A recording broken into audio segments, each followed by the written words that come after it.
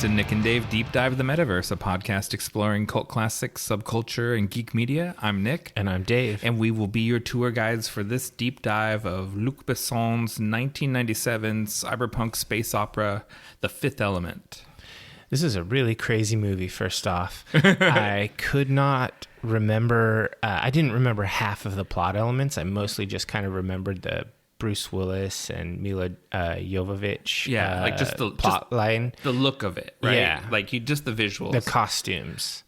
Those were huge. Similarly, it's a movie I've seen a lot of times because for a long time this was my wife Lisa's favorite film, and so I've seen it a lot. Mm-hmm. But I had completely forgot like the intro, like when when it opens Egypt 1914, I was like, what? Yeah, that really threw me as well. This movie is really interesting because it was a smash success. It was made for $90 million, but it grossed over $264 million. Yeah, it's a pretty big success. But it was not considered successful in America at the time. Sure, right? It took it took international distribution, and then it actually exploded when it got to video. Yeah, and I first saw it on VHS. I'm sure that I didn't see this in the theater, but I kind of remember when you and I worked at Montgomery Ward's getting these videos in and buying one. Yeah, or one coming home with me, regardless of whether I purchased it. Yeah. I don't think I took one home, but I definitely did see it a bunch of times on VHS. I maybe even DVD. I'm not sure. Yeah. But this was definitely in my DVD collection later on. I had this one, and I always really thought well of this movie. This was something that I had always held in my pantheon of good sci-fis that aren't just derivative nonsense. Yeah, the VHX box had the tag on it, Star Wars for the 90s, and in the 90s that felt true. Because we hadn't had a Star Wars movie since Return of the Jedi, or unless you count the Ewoks TV movies. Oh, and this really did sort of like that sort of space opera-y kind of science fiction stuff had been ignored but for a good long trashy. while. like 90s trashy. Yeah, and it's grimy the way old school Star Wars was, like as opposed to like the sterile world of Star Trek, like that kind of science fiction. This is more, it's grittier, but it's not Blade Runner gritty. It's like it's in that Star Wars sweet spot of tone, I think. Yeah, and it definitely has an artistic vision and style, because the story was written by the director. This is original content. This isn't like a novel adaptation. It was a short story. Yeah, and it's a story he wrote when he was 16 originally. Yeah, and I mean, the plot line kind of reflects that, how it's sort of simplistic. There isn't huge. This isn't hugely complex. No, it's very inspired by this Franco-Belgian comics that he grew up on, and it is very comic booky. Like, oh yeah, and it's ahead of the curve as far as that goes. Like, comic book movies were not. If you're a Zoomer, you might not know there was a time when they weren't the dominant force. Where they were rare, and it was a coin flip whether it was great or terrible. Not even it's more like more were bad. More were bad. Easily more were bad. I mean, but 5-star movie The Crow was a comic book. Right? It was from the 90s. And so was The Phantom with Billy Zane. Oh, so it's like, and Dick Tracy. Dick Tracy's good. That's bad sauce right there. That's a good movie. No. It also took over. It was like Batman's successor in pop culture. It took over everything. Dick Tracy. Yeah. That was the. They're trying to recreate the success there. The weird lesson that was taken from Batman was not that people are interested in superhero movies. It was that pulp heroes of the 1930s are popular. And you can do merchandising. Yeah. And so it was like Dick Tracy and The Shadow. The Shadow, I like that one, actually. Yeah, with Alec Baldwin. Better than Dick Tracy by far. Oh, I don't think that's true, but I also do we need to do some pulp heroes movie? of the 1930s? I don't know. That's just what the kids like. Yeah. Everyone will flock to us. All right. So let's get on with this and let's roll for initiative. All right. Ooh, lucky number 1. Ooh, I got a 5, so I go first. So my first bit of news is Quentin Tarantino is starting a podcast. Oh man, it's called everybody has a podcast nowadays. I know, stepping on our toes. Jeez, we did it back when it was cool in COVID times. I mean, he really is stepping on our toes here because it's called the Video Archives Podcast. And he's doing it with Pulp Fiction co-writer Roger Avery. And it's based on Tarantino and Avery both worked in a video store together in the early 80s called Video Archives. And when they went out of business, Tarantino bought the whole collection of the store. Oh, and so they're going to watch movies from the collection of the 8,000 tapes and DVDs that he purchased. And so they're going to watch movies from their time as video store clerks. Okay, that's a really cool premise. It is. It's going to be on Stitcher, which I don't use. Is it one of those stupid exclusive things? Like I can't get it on my favorite podcatcher or even like Audible or. I don't really know how Stitcher works. I think we're on Stitcher, but I don't. I mean, it's a podcatcher, but it's also a provider. Yeah. Like kind of like Spotify, like how Rogan is on Spotify, so are we, but he's only on Spotify. So this is being hosted by Stitcher. I don't know if that means I have to download the Stitcher app or if my podcatcher That's not going to happen, Divers. We'll catch it. I'm not. You won't do it? No, hell no. It's free. You can't get me to a platform with one piece of content. But then you could just use it as your main. I really like the Google Podcast app that's native to Android. It's very smooth. You know, I have no idea why I use Podcast Addict. Although, I mean, if you use it, that's great. It's what I use, but I don't. It just was the very first. I think Audible might actually be where I should go for my podcast because I think Audible. Because I use it so much already for audiobooks, I might as well. I mean, I'm subscribed to Nick and Dave Deep Dive the Metaverse on Audible, where you can also rate and leave a 5-star review. Leave a review. I felt tacky reviewing us, but I did see that is possible. So yeah, that's where we should go. F Stitcher. Hopefully, my regular podcatcher will catch this pod. If it's well received, I might get the Stitcher app. Anyways, what's your next news item? All right. So we got some news here for What We Do in the Shadows. Oh. The season 4 premiere is next month. It's July 12th. I'm really stoked for that. I think the title for the first episode is like Reunited or something like that. So that should be fun. I'm really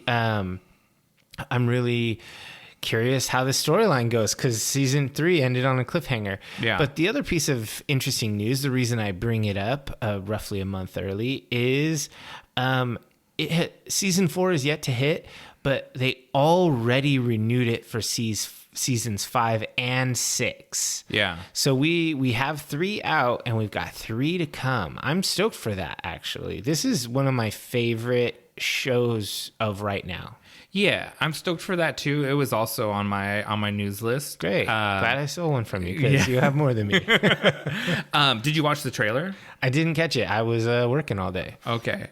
Yeah, it looks interesting. They must be getting a bigger effects budget because I mean, we already spoiled how it ended with Colin Robinson, right? Yeah. So he's quite a digital effect now, right? Because he's a baby with his head on it. Yeah. It's great. And so it's like every scene with him in it now. They're going to be raising Colin Robinson. There's like a dollar sign just like ticking by every time they show him. So it's just as long as they don't make some of the effects that are supposed to be cheesy too good, like when Laszlo says "bat," and turns into a bat. No, I think they know exactly where they sit quality wise and are very comfortable there.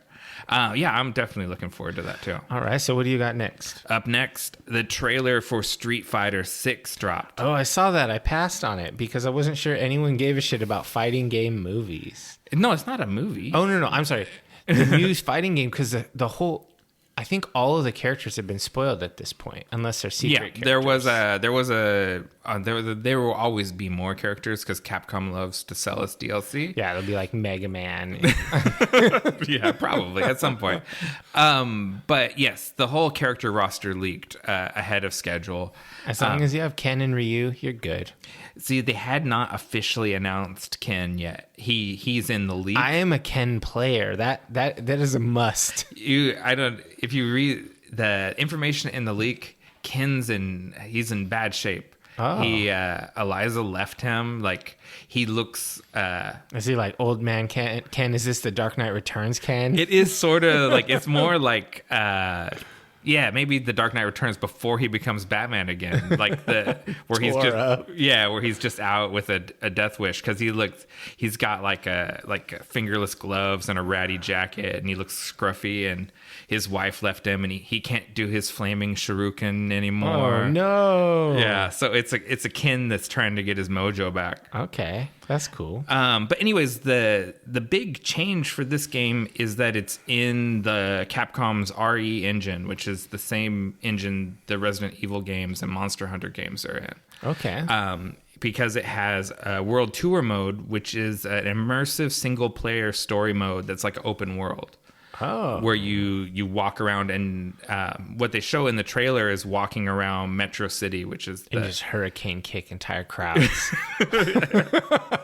Yeah, I don't know how much you can just attack people in Metro City, but yeah, that was like Cyberpunk throwing fireballs and just like, oh my god, you're just smoking civilians. Yeah, I don't think it's intended to do that, but if you can't do it for fun, what fun is it? Yeah, exactly. Anyways, I'm always in the bag for Street Fighter games. I'll pre-order this, and I'll get the expensive one so I get all the characters at the start and I don't have to grind. I'll just have to come over to your place and play it against you. It's more fun with two people, for sure. All right, so I saw an interesting trailer today. I saw it at lunch, even though I didn't see what we do in the shadows. I saw Prey, the newest entry into the Predator franchise. Is that what that is? It is available in August. It's a made for Hulu movie. Yeah, it's direct to Hulu. And it's set 300 years ago, where he is doing battle against Comanche warriors. Seems really cool. And at first I was just like, dude, they're speaking in English. What's this all about? And then turns out they actually did a full dub in Comanche, so you can listen to it in Comanche with subs. For real? Yeah, it's like the Mel Gibson movie Apocalypto. Yeah, and so they have like a full they have like Comanche people working on the movie for authenticity purposes and all this stuff. It's pretty legit seeming. I want to watch this movie. And it's on Hulu. I already have Hulu, so I'm going to watch it, of course. I'll definitely watch this movie because even though I didn't see the last Predator movie, I'm in the bag for this series. I love historical fiction. And come on. Yeah, Comanches versus Predators? That's dope. It is dope. I wonder, I bet it ties in to the original Predator, because there was the one Native American guy. Oh, yeah, that'd be cool. In Dutch's squad. I bet somehow it's tied to him. But it's 300 years. Yeah, like his ancient tribal ancestors or something. I mean, yeah, that would be really cool. Dope. Yeah. So yeah, I'm in the bag for that. I was a little skeptical until I started reading more, and I saw that they do have a Comanche dub of it, and it's they've done a lot of work for authenticity of like regalia and garb and stuff. So that's really cool. I've seen that in my feed, and I didn't know what it was, and I kind of was like, why does this Prey movie keep coming up in my YouTube suggestions? Because they know what you like. They know they know better than me, and I should just trust the algorithm. Yeah, just trust Google. It's fine. All right, what else you got? Rip Ken Kelly, legendary fantasy artist. Oh yeah. He also did a bunch of album covers, like two Kiss album covers, Destroyer, and I forget the other one, Rainbow. you know, he's sort of, he's that guy that's not Frank Frazetta. You know what I mean? Like of the fantasy He did artists. the barbarian with the sword aloft and the lightning striking it on the side of a van. Yeah, he did a lot of Conan covers, and he's really one of the only fantasy artists to me that kind of rivaled Frank Frazetta in quality. And I just found out when he passed away, and I started reading articles about him. He's actually Frank Frazetta's nephew. Oh, so okay. there was like a familial connection there because their art styles are very similar. Oh, that's good. I mean, that he wasn't a rip-off guy. He was a family member. Yeah. So it's a big bummer. All these a lot of old artists that I really admire. You know, as we away. get old, all of the people that were like cool when we were kids, they're now old as hell. Mm-hmm. I know it's a bummer, man. So pour one out for Ken Kelly and, you know, maybe do some donuts in your Chevy van in his honor. Only if you have an epic mural on the side of it. So do you have anything else? My final one is after 20 years at Marvel Comics, Joe Quesada is stepping down. Oh, wow. He started as an artist, then he was the editor of the Marvel Knights line in the early 2000s, and then eventually editor-in-chief, and then CCO of Marvel. And then most recently, he was executive vice president and creative director. Jeez. So 20 years ago, Marvel was bankrupt and was really like looking to sell off the furniture, sort of in dire straits. Mm-hmm. And the fact that they have turned around to become the massive monster that they are now, become a Disney subsidiary. It's largely due, or in no small part anyway, to his leadership. And so he really turned that company around. And so, you know, on to new things. He's probably doing real well for himself. Yeah, real folding money. Yeah. All right, so let's go ahead and hear what is our podcast fuel. Our podcast fuel today is, and this is a first for us, from Boulevard Brewing Company, not here local. They're from Kansas City, Missouri. All right. Actually, Kansas City's probably in Missouri. I'm not sure where in the great state of Missouri that line is on whether you call it Missouri or Missouri. I don't bother myself with the pronunciations of the far off lands. I think the people in Kansas City probably say Missouri. It's those people out, the banjo pickers, further out. Anyways, it is called Space Camper. It is a Cosmic IPA, India Pale Ale. It is 5.9 ABV and 40 IBUs. And Space Camper Cosmic IPA is an exhilarating initiation into a mind-bending alternate universe of India Pale Ales. Okay, so, I mean, why is it cosmic? What makes it more than just a West Coast style pale and IPA? Because that's really what it tastes like. Yeah, well, what's different here is they employ massive hop additions at the end of the boil and during fermentation to minimize upfront bitterness and create a juicy IPA bursting with tropical fruit flavors. So like every West Coast IPA maker. And aromas of nectar and citrus. All right, you guys in the South, you sorted it out. You're getting there. You're getting there. Yeah, this is pretty good. I like the art, too. It's got this space lady in a spacesuit with the red hair, like Lilu. Yeah. So that makes sense. Yeah, this is good. It is good. You don't think of Missouri as having good breweries? I mean... I used to work with a Missourian, and he said that he was always amazed at the variety in the beer aisle at any grocery store, because he said in Missouri, it's all Busch products. Anheuser-Busch. Because Busch is king. So like 10 Barrel and... now they would be, yeah, sure. I'm sure you can find some niche offerings from IBV or whatever. All right, so let's go ahead and take a quick break, and then let's deep dive into the fifth element.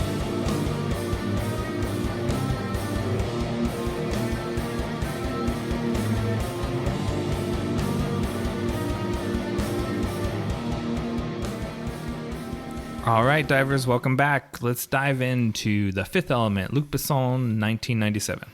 So this starts us off in Egypt in 1914.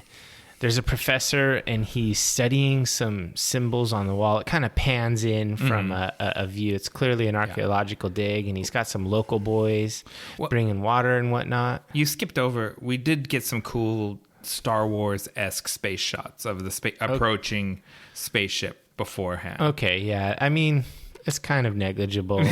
Yeah, but yeah, we're in Egypt in 1914. Prime tomb raiding time, where the British were really just robbing everything. There's still preserving. You mean? There's still more Egyptian gold in London than there is in Egypt. Yeah. So I just thought this was a little bit tasteless, but that's just me. It's interesting because he's looking at these glyphs and he see these symbols in the wall, and they start talking about it. And there's a little boy named Aziz who keeps falling asleep holding the reflective surface. Yeah, it's very, I guess, Raiders of the Lost Ark, right? Like it has that adventure movie vibe, and you got Luke Perry there, looking like he just R.I.P. Luke Perry for sure. Like looking like he came from the set of The Mummy. Like he's wearing like Brendan Fraser's costume from The Mummy with the boots and everything. So just some trivia stuff. This is actually filmed in Mauritania, not in Egypt. Okay. But still in the neighborhood, right? North Africa. And they pull a switcheroo on us because the kids outside are Mauritanian locals. The kids inside are British kids, because all the stuff inside the temple is filmed at Pinewood Studios in the UK. Oh, interesting. And I had like this little glitch, right? When the kid runs in, I was like, something happened there, but then I just rolled with it. Sure. But it's an entirely different kid. Yeah. Nice. Yeah. So you see these pictures. It's got these 4 elements, and they're surrounding this person in the middle. It looks like kind of a stick figure, and it's it's the human shaped 5th element, right? And so they're kind of talking about that stuff, and then this priest guy comes and he's like, oh yeah, they're listening to what this priest has to say, but it's very clear that something shady is going on. He keeps trying to get him to drink this water, and it's the priest that comes in seems very sinister. Actually, like more sinister than he is. We discover he has good motives or whatever, but they're very much coding him as a villain, like the way he shows up. There's something. I always find it really amusing the way in these sort of scenes people translate hieroglyphics into English directly and just read it as though they're reading text. And I just like, because he's like, and then the evil enters, and the 4 elements combine to create a 5th element, and he just reads it as though he's deciphering this ancient prophecy. And it's like, I don't think hieroglyphics quite work that way. Yeah, maybe it has a different grammar structure. He's just freestyling. Yeah.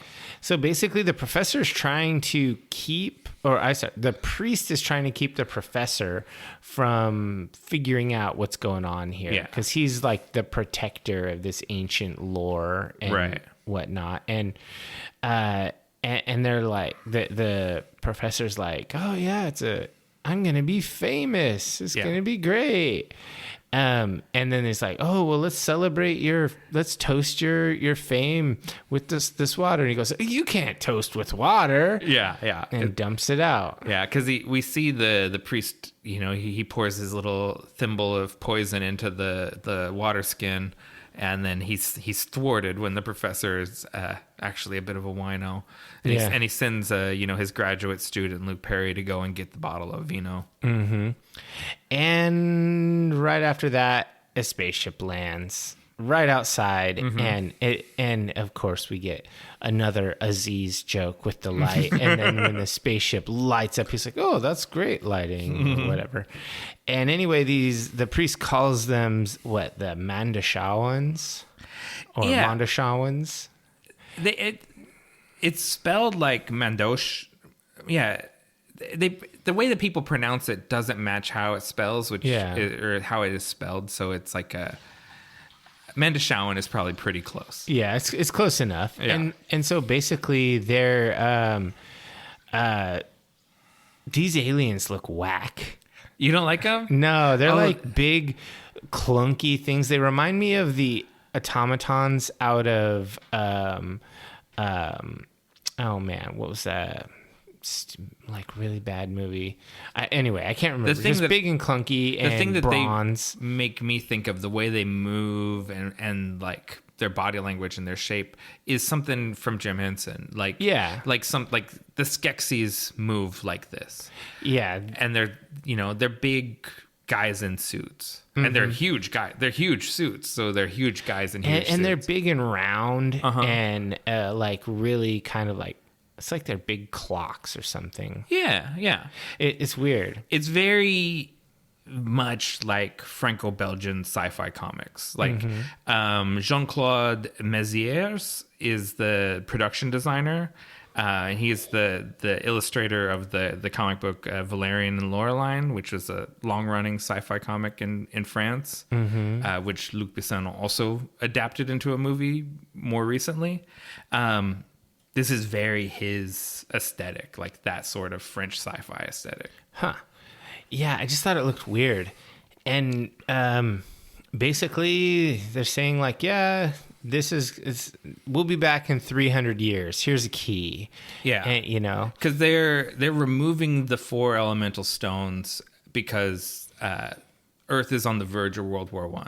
Yeah. And so they go, war is coming. They're not safe here. And so...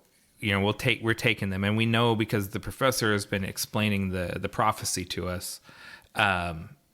This happens every 3,000 years, and so we're 300 years out from the next time the ultimate evil comes to harass Earth. Yeah, and then the aliens trying to leave, and and they end up giving the priest the key. Yeah, Luke Perry. Starts shooting. Yeah, he gets kind of wacky. It is a completely unimportant sort of tense scene that contributes very little. They could have just handed the key over and it wouldn't have mattered. Like, we'll be back in 300 years. Here's the key. That is true. Because you're going to need this chamber at some point. Which I guess that's why I didn't remember that this scene was in the movie. I think this whole prequel part, this is like the prologue of the novel. This whole prologue is throwaway scenes. Yeah, it's interesting that I mean neither of us remembered them because it's been a long time since I saw this movie, and I forgot the entire Egypt scene. I forgot the way that those armor clad aliens looked, and I was just like, so slow you can't get out of a shutting door. Some kind of supreme beings you are. And so then the movie really starts. Right. That is, we get the 300 years later, and we see this very, I call it a Kubrickian military spaceship. It looks very straight out of 2001. I was thinking like Spaceballs style. There is a tongue-in-cheek comedy element to this. Yeah. You're not totally out of line with that. Anyways, the spaceship, it's approaching, a strange-looking planetoid, and then we cut down to Earth in New York City, and we meet the president of the Federated Territories. Yeah, and he's in New York, and they're basically saying, what do we do? And they eventually decide they're just going to shoot the object. They're just going to blow it up. Yeah, that's what the general advises. He says, I think we shoot first, ask questions later. And then they shoot it and nothing happens. Or, more happens than that because Father Vito Cornelius objects before they fire. They're saying this is the ultimate evil. Yeah. He kind of starts dropping knowledge on them, and he does give the president pause, but the generals just kind of roll with it. Yeah, I mean, I don't think the president would have a priest right nearby, especially a priest of a wackadoo fringe cult. And then also, it does jive that they would ignore him if he was president. Right. Yeah, and I've really always loved this casting of Tommy Tiny Lister as President Lindbergh. so in 1997, obviously, we had yet to have a black president. Yeah. We've still yet to have a black pro wrestler president, though much speculative fiction keeps pointing us in that direction with, what's the other one? Comancho? Yeah, Idiocracy. Idiocracy, yeah. Yeah, I mean, I think it was really good casting too, and he does a really good job. Yeah, and I feel like it's like the only time he's ever got to play against type, because if you look at his IMDb, he plays the same character. Like, yeah, there's not a lot of space between Zeus and No Holds Barred and Debo and Friday. No, like, not at all. It's the same guy. It's the same character. Yeah, so like I like getting to see him play this different role. But No Holds Barred was pretty dope. Wrestling movies, professional wrestling movies. That'd be fun. Yeah. Would you put Over the Top an arm wrestling movie in that category? You might have to. You might have to pull that in there. It is a form of wrestling. Sure. Yeah. So, anyways, after Cornelius, the great Ian Holm, tries to object to this, they go ahead and do it anyway, and the planetoid actually just grows larger in size afterward and engulfs the spaceships. And we get our first view of the signature attack of this dark planet, which is making blood run down the middle of your forehead. Yeah. And so that you see that, and the general, like, as he's watching helplessly as the planetoid like approaches him, that trickle of blood starts running down his forehead, and it is very creepy. It is pretty creepy. Yeah. So every time that happens, like that really works. Like it's like barbecue sauce or chocolate syrup. It kind of looks like chocolate sauce. Yeah. Yeah. It's something like that, but it is so gross and creepy, and it gives you it gives you the sense of how this thing just oozes evil so much that you just spontaneously bleed in its presence. I mean, that's dark. That's pretty cool. Yeah. And then it cuts to Korben Dallas's apartment. Yeah. And he's getting up. Like, this scene is orchestrated to make you have anxiety. It is. With the sounds and the alarms and the cat, and just this apartment is so much chaos. Mm-hmm. I just hated it. I was like, ugh, I hate this. It's so stressful. Yeah. And so I would say, like, that is really good storytelling, visual storytelling and audio storytelling, because it's showing you in this New York of the future, 300 years in the future, how overstimulating everything is. You're constantly bombarded from the time you wake up with noise, because like this funk music starts blaring, his alarm clock is going off, the cat wants to be let in, and we get an ad, a Ruby Rod commercial, which is a preview. Foreshadowing. The storytelling in this movie is really good. This is a classic. I've been fine-tuning this story since I was 16 years old, because he has the whole shit planned out. That's true.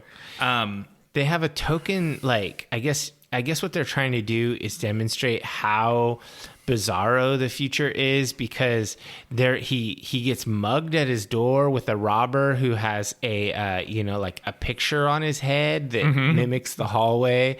So when you look out the viewing port, you just see the hallway, and then he's got a gun, and we get to see how badass Korben Dallas is. He's cool under pressure, right? Takes the gun and puts it in a bin filled with other guns that he's ostensibly taken from thieves, from other muggers. Yeah. Other things that jump out are the 2 yellow circles on the wall that you place your hands in when the police are questioning you. It's very police state. It's like Big Brother is watching. It's so dystopian, but it's dealt with casually, right? You just put your hands there. Everyone lives in this world, and they're completely used to the chaos of it. So this chaos, this accustomed to police state stuff. This is exactly how I feel when I go through the TSA. I'm like, these motherfuckers are having us all take off our shoes and shuffle along and looking at us with with their pervy scanners and this, everyone just accepts that this is the way things are, and we do, and so that's the future. And it's a funny thing, when you go to other countries, you find that they don't have all of these. Yeah, they don't do any of that. They don't do any of the stuff we do, and these things don't actually make us safer. They are just about conditioning us to be compliant. No, watching this movie now, 25, and actually we haven't said this yet. This is why we're covering it. It's the 25th anniversary this month of this film. Yeah. 25 years later, you see how we're 25 years down the road to this future. Like, oh yeah, the New York of 300 years in the future is pretty believable. Yeah, it's gnarly. The things I don't believe are efficient, anything, fast police response, that sort of thing. Right. Those are the parts I don't believe will ever happen. Maybe I'm just cynical. But, these heavily armored, sort of Judge Dredd cops that come, I think that's the direction we're headed there too. Oh yeah, for sure. Nixon and his war on drugs, that's the root of it. If you're curious, just look it up. The machine that doles out his little cigarettes is also really a good thing, because it wants him to stop, so he gets 4 ultra short cigarettes a day with these huge filters. I think that's hilarious. Oh, the other thing is he gets a call from his dispatch, and we see he has all these sort of like military honors and stuff in his apartment. And the dispatch we learn he's a cab driver, and the dispatch is he's asking him about about his ex-wife and because he talks about the cat. Yeah, and he says, "Oh, you got back with your wife?" And he's like, "No," and it's the cat, and it's like, "Oh yeah, da da da da da." But we get that foreshadowing because he talks about wanting to meet the perfect woman. Sure. Right. He tells the dispatcher that. And the dispatcher wants him to bring the cab in for its routine maintenance. And I could say, as a driver, everyone hates this. Everyone hates having to bring their vehicle in and get it serviced, even though it's absolutely necessary, because you're without it for that period of time while it's away. So you can't just do it while you're off work. Sometimes, but, not for him, right? Because he's a cab driver. And it's like, I've never really understood why he doesn't want to bring it in, but now I get it. Like, it's like, oh yeah, I hate when it's like, we have to service your vehicle. It's like, well, when am I getting it back? What's wrong with it? What are you doing? Where are you taking it?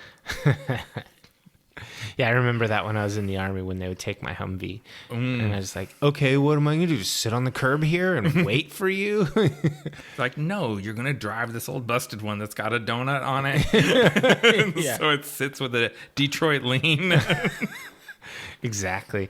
So, like, I like his kind of retro future style cab. It has, like, strong Bentley vibes. Maybe kind of some Rolls Royce Bentley looks to it. It's kind of cool. It's extremely stylized. This is a retro modern, retro future. Yeah, retro futuristic. Yeah.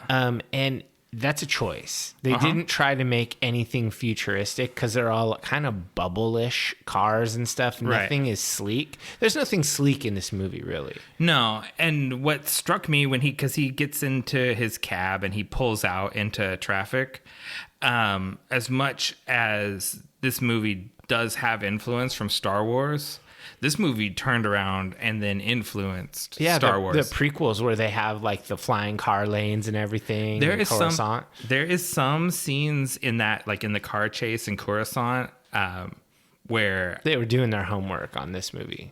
I swear, even like Anakin is driving a cab, right? Like he hijacks a yellow cab and is driving it, and then dives out of it the way like that Lilu jumps out later out of the window, and it's like, oh damn, like, circular influence going on here. Yeah, it's interesting. So then it kind of cuts over to the priest talking to the president, and he's like telling him about how this ultimate evil's goal is to destroy everything, but there's a way out. There's the 5 elements, and he tells him about the Mandashawans and all this stuff that they're going to arrive soon and bring the elements back. And basically the president is he's on board with it, and he says the Mandashawans can go ahead and they can land. Yeah, because like just on cue, he tells them the Mandashawans are coming, and then the Mandashawans ask for permission to enter Federation space, and he's like, "Oh yeah, granted. Yeah. Get here." And then no sooner do they cross over into Federation space, then they are shot down by the Mangalore. It's like. My opinion here is that the Mandashawans are weak as fuck. Their ships suck. They get just wrecked. Yeah. They are so slow they can't even not get crushed by a closing door.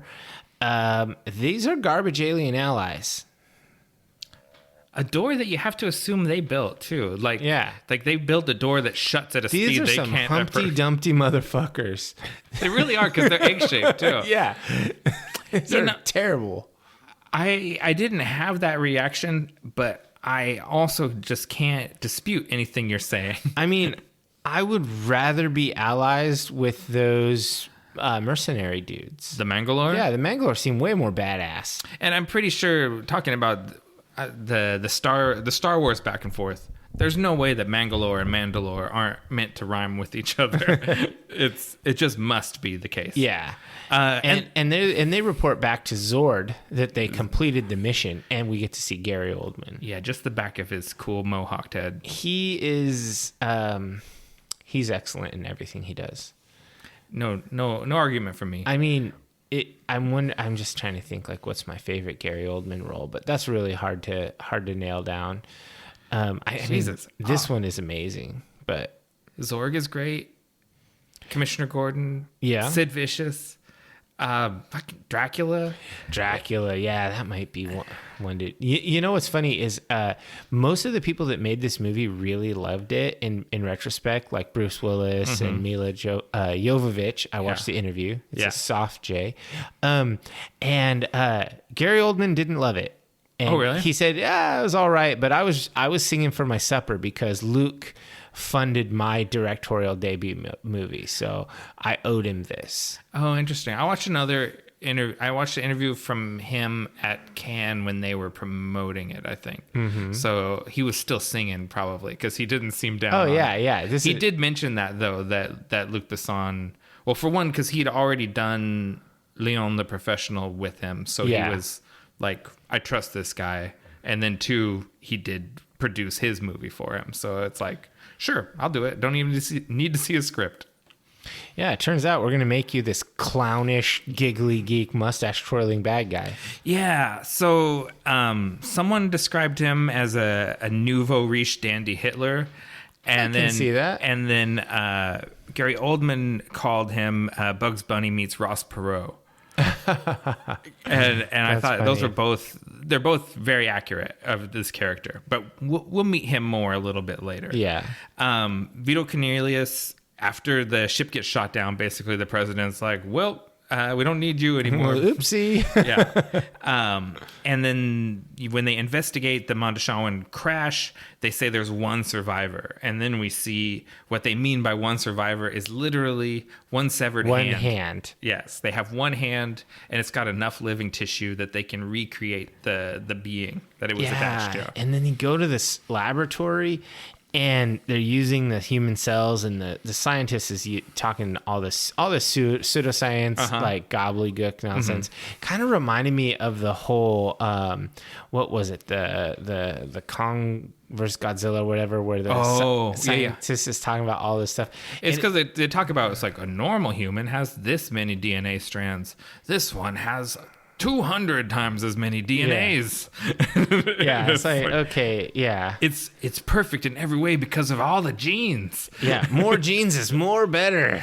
It reminds me of when they're explaining boom tubes. And I'm just like, whatever, guys. It's very nonsense, but it's a cool scene, and it's one of the only digital effects in the whole movie. Yeah, and I remember at the time seeing this, I thought this was dope as hell. I just thought this is next level. This was like... It was 99... 1997, this is next level CGI. Yeah, because it looks cool even to this day. I mean, it looks a little computery, but it's still cool. Because it goes from the hand, and then it kind of piece by piece it builds the skeletons and then layers muscles on them. And reminds me of Westworld. The intro. That is the new version of that same scene. Yeah. It totally is like the opening of Westworld with 97 graphics, like PS1 Westworld. Yeah, and it's got shades of it's got shades of Ghost in the Shell. Yeah. So yeah, there's a lot of homages in this, or maybe, I don't know, circular homages. But yeah, actually, this is like the exact same time as Ghost in the Shell, so I don't think it's that can be an homage. Unless Luc Besson was a fan of the comic. I bet he was. Yeah, he would be, because he's a geek. He's a dweeb. He's a comic book guy. He would definitely read Ghost in the Shell for sure. You have to at that point. Okay. Anyways, the perfect being, although they've been calling it a man all this time, is actually a beautiful 19-year-old girl with flaming orange hair. Yeah, they Big talked surprise. about how they were going to try to do that hair, whether they were going to try to have it be computer animated, because they were talking about literal fire to make her even more elemental and less human. But they decided they would just do like a super red. And it was interesting because Mila Jovovich has dark hair naturally, and so her roots kept growing in dark, and they wanted them to actually look lighter, like a flame kind of gets lighter at the end of it. It's bleached, and then the tips are dyed orange. Yeah, and so they would daily peroxide her roots before and so she started losing her hair halfway through, so they actually had to replace it all with a wig. Which is why when they get to Flossed in Paradise, she's wearing a wig the whole time. Yeah. You definitely can see it, but they did it for an understandable reason. Yeah, because they totally screwed her up. And one thing that I really liked about this is they were discussing it, and Mila was part of the discussion, how they were going to do the she married Luc Besson near this time, so she obviously was part of this. He's an old creeper on a teenager. I'm just going to say that. He's a groomer. It's a very common not that this is excusing it, but so this is a very common thing that happens where a director is making a movie.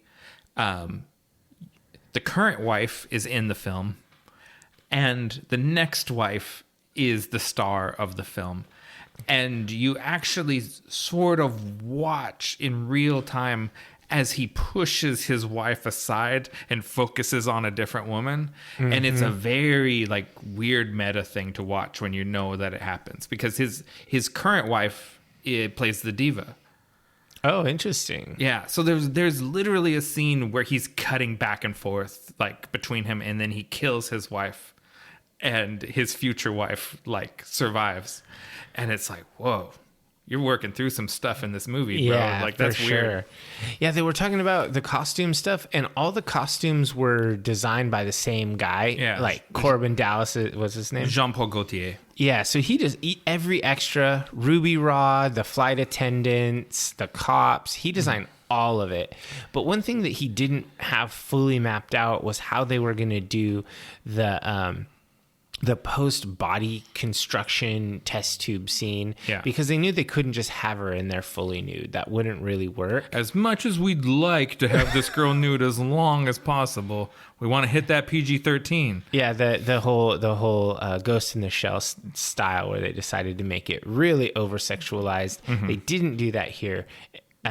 Sort of. They put her in bandages, which ultimately are more covering than a bikini, I think. And it was her idea. Importantly, she's the one that thought that was the best way to go. Yeah. Which I really I liked that detail. I saw that same interview, probably, or a similar one, where she talked about the Vogue interview. Yeah. And a word that comes up in my notes just over and over again is iconic, because there's so many iconic costumes in this. That one, and then the orange but also latex one. For the other characters too, like you Korben said. Dallas's His orange shirt, tank top. Yeah. all of Ruby Rod's costumes are iconic. You still, mainly Lilu, any convention you go to, if whatever Comic-Con happens this weekend in your town, you'll find some there's young at least lady two as a Lilus. Lilu. Yeah. At least two, probably more. At least one in a bandage and one in the other costume. Yeah. So it just, something about this really stuck with the public. Yeah, it looks so fake, like the like fake modern of the time, like how you have plastic clothes and stuff. Yeah. It doesn't feel, nothing is natural about these fibers, etc. Yeah, I think that there was this, and Gautier's a big part of that, this merger of the bondage fetish kink aesthetic into haute couture, high fashion, right? So you're taking this rubber clothes and stuff because like Zorg wears a full on rubber outfit. Yeah. Could you imagine how uncomfortable that would be? Oh, dude, just you'd be sweating balls. Because I remember in the 90s when lots of bands wore like rubber shirts and stuff, and there were literally rivers of sweat running out of their sleeves. Yeah. Lux Interior from the Cramps fully douched me in the face with his sweat one time. Oof. He's a gnarly old dude. Did you get high from it? No, I was lucky to not yak from it. Like not get hepatitis from it. Yeah. R.I.P. Lux Interior. I don't think he died of hepatitis. All right. So, anyways, let's moving along. The general is a total creep. He wants to take pictures of the naked girl. I just want to say I hate this general through the whole movie. He sucks. He does suck, but I love him as sort of the comic relief butt of the joke. Sure. But it's because he's so terrible, right? That you like when all the bad things happen to him. Because he's a typical like cop / military prick who abuses his power and doesn't see anything wrong with it. Right. And so I love it when he gets his ass beat. Yeah, because here he comes up and he's being really condescending to Lilu while she's in this tube, and he's talking about her working on her communication skills, and she punches through the glass and knocks him out. Yeah, and it's just like the first of many times something bad befalls him, and they're always funny. Yeah, I like that she then busts through the copper foil wall. What the hell, dude? Literally just jumps through the foil wall, yeah. And then she kind of just jumps out of the building and ends up falling into this taxi. Yeah. Did you ever see the movie The Fugitive? Yes. So it reminded me of that because she's at the end of this tube. Yeah, where he jumped out or whatever. Yeah, and she jumps out and dives down vertically into New York traffic. And that's one of those shots that I feel like George Lucas is like, oh, I'm taking that one. You took enough from me, Besson. I would like to say a note on Jovovich's acting in this whole part. She doesn't say any words in English, and it's almost all physical acting, and it's all really excellent. Yeah. She conveys so much without using words. She does it with like just being completely frantic and I don't know. She just does a great job. I think from this movie on, she's just been a great action movie hero. Yeah, totally. And a lot of it. So you mentioned she speaks a language that her and Luc Besson created. I'm sure they had many hours bonding over speaking in their secret language together. Hey, when you're grooming a young girl, yeah, because she had sent in she had done an audition tape. I think it was in LA or something, right, where she was wearing like 70s fashion, like chunky heels and like a big plaid coat or whatever, and she couldn't have been 19 at the time, so she was at 17, 18, and then later on when he encountered her in London, I think, and she was looking good, like at a pool, like a model, yeah, like the model that she is, he was like, oh, you sent me a reel, fucking creepster. Is it just because he's French? Sorry, French people, but. I mean, I could say. I mean, this was my observation in the teen years. Any sort of accent was just an instant go signal to every girl I knew. Would just fall in love with anyone they met with an accent. Yeah, I mean, I don't know if that would be true for her because her family immigrated from Ukraine. She's Ukrainian, right? She shouldn't be so charmed by her family. Her parents speak with accents. Yeah, but not a Romance language accent. Oh. French is different. I mean, it is. No one thinks. I mean, it doesn't speak. Go ahead and say it. It doesn't seem not to speak ill of Ukraine because we're on their side right now, but no one thinks the Ukrainian accent is sexy. All right, Nick goes on record anti-Ukraine. I myself am very pro-Ukraine. I don't know how I got painted in this corner. All right. So yeah, I just thought that this was her acting was superb. Yeah. And even as a 19-year-old young actor, she was killing it. Yeah. She does these great things like she takes the breath at the end of a sentence instead of at the beginning. Mm-hmm. So everything she says sounds rushed and then and then she starts again and goes into the next thing. Mm-hmm. And like she's almost like feral. Like right before she attacks the general, she growls at him and just all these. There's a reason why girls still dress up like this girl. Yeah, she's a really great character. Yeah. And so yeah, she falls into Korben's taxi, and he's like, almost gets in an accident, loses 4 points off his license, and she's like trying to communicate with him, mm-hmm. and then the cops come. This is unbelievable that they would respond this quickly. Well, they were literally just chasing her. Sure. Because they were in the government building, right? Like these are like the federales. Oh, okay. So these are the cops that work there. Yeah, because you see, as we cut ahead, because the car chase ensues. Yeah, you see the regular street cops who are completely incompetent, and they decline to when the call goes out to join the chase. They're like, "Fuck it," after lunch, and and they're not interested in it. So she's being pursued right now. That was the Uvalde SWAT team right there. Yeah. Sorry, David. Yeah, to bring the real world into it. It's true, right? You see these guys, all the best armor, all the best weapons, don't want to engage with this girl. So yes, very Uvalde police force. And so, yeah, she eventually is able to look at this thing like an advertisement, and she asks Korben for help. Oh, it's so sad. And he is a sucker. He can't say no. And so he knows he's going to lose his license, and she begs him for help. He's trying to resist. He's like, sorry, just gotta do the thing. And then he's like, fuck it. And then just runs away. Has this cool scene. I kind of like the car scene. It did really remind me of the Star Wars prequel, Attack of the Clones. Yeah. But this is several years earlier. I figured McDonald's must be a sponsor of this movie because we get a lot of McDonald's in this. Yeah, and Jean-Paul Gaultier made futuristic McDonald's uniforms. I think Does anybody eat at McDonald's anymore? Like, I haven't eaten it in just a decade. Yeah, no, me either. But I think many people eat at McDonald's. McDonald's is eternal. But I don't think McDonald's understands the way they're being used in the film.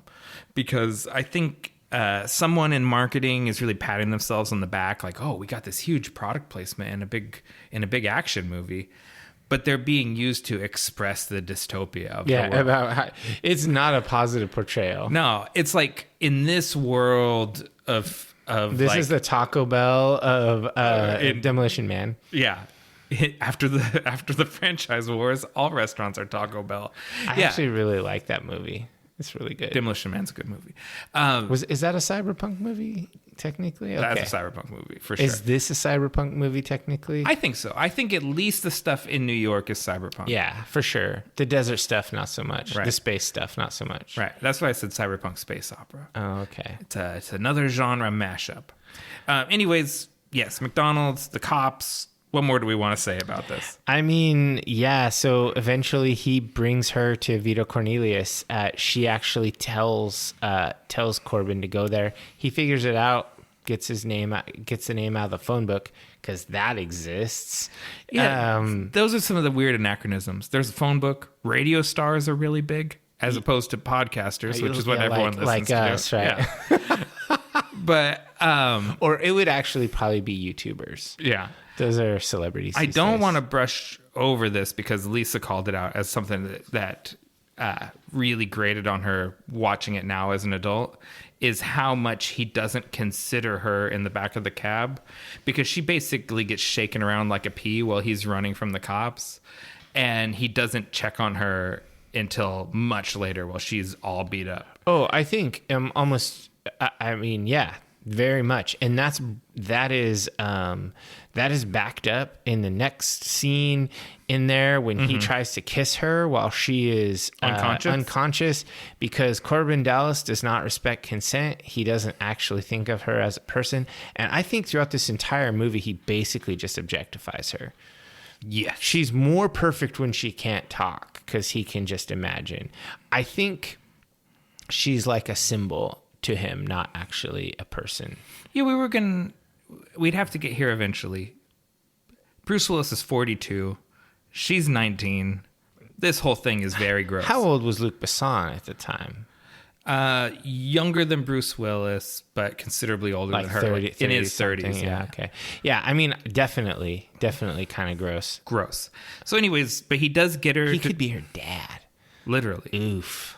Yeah. It's a bad look. Yeah. It's a bad look. I mean, luckily we're finally starting to move away from this. Like, I mean, and there's not a sex scene in this. So yeah, there is. Oh, there is. Oh, gross.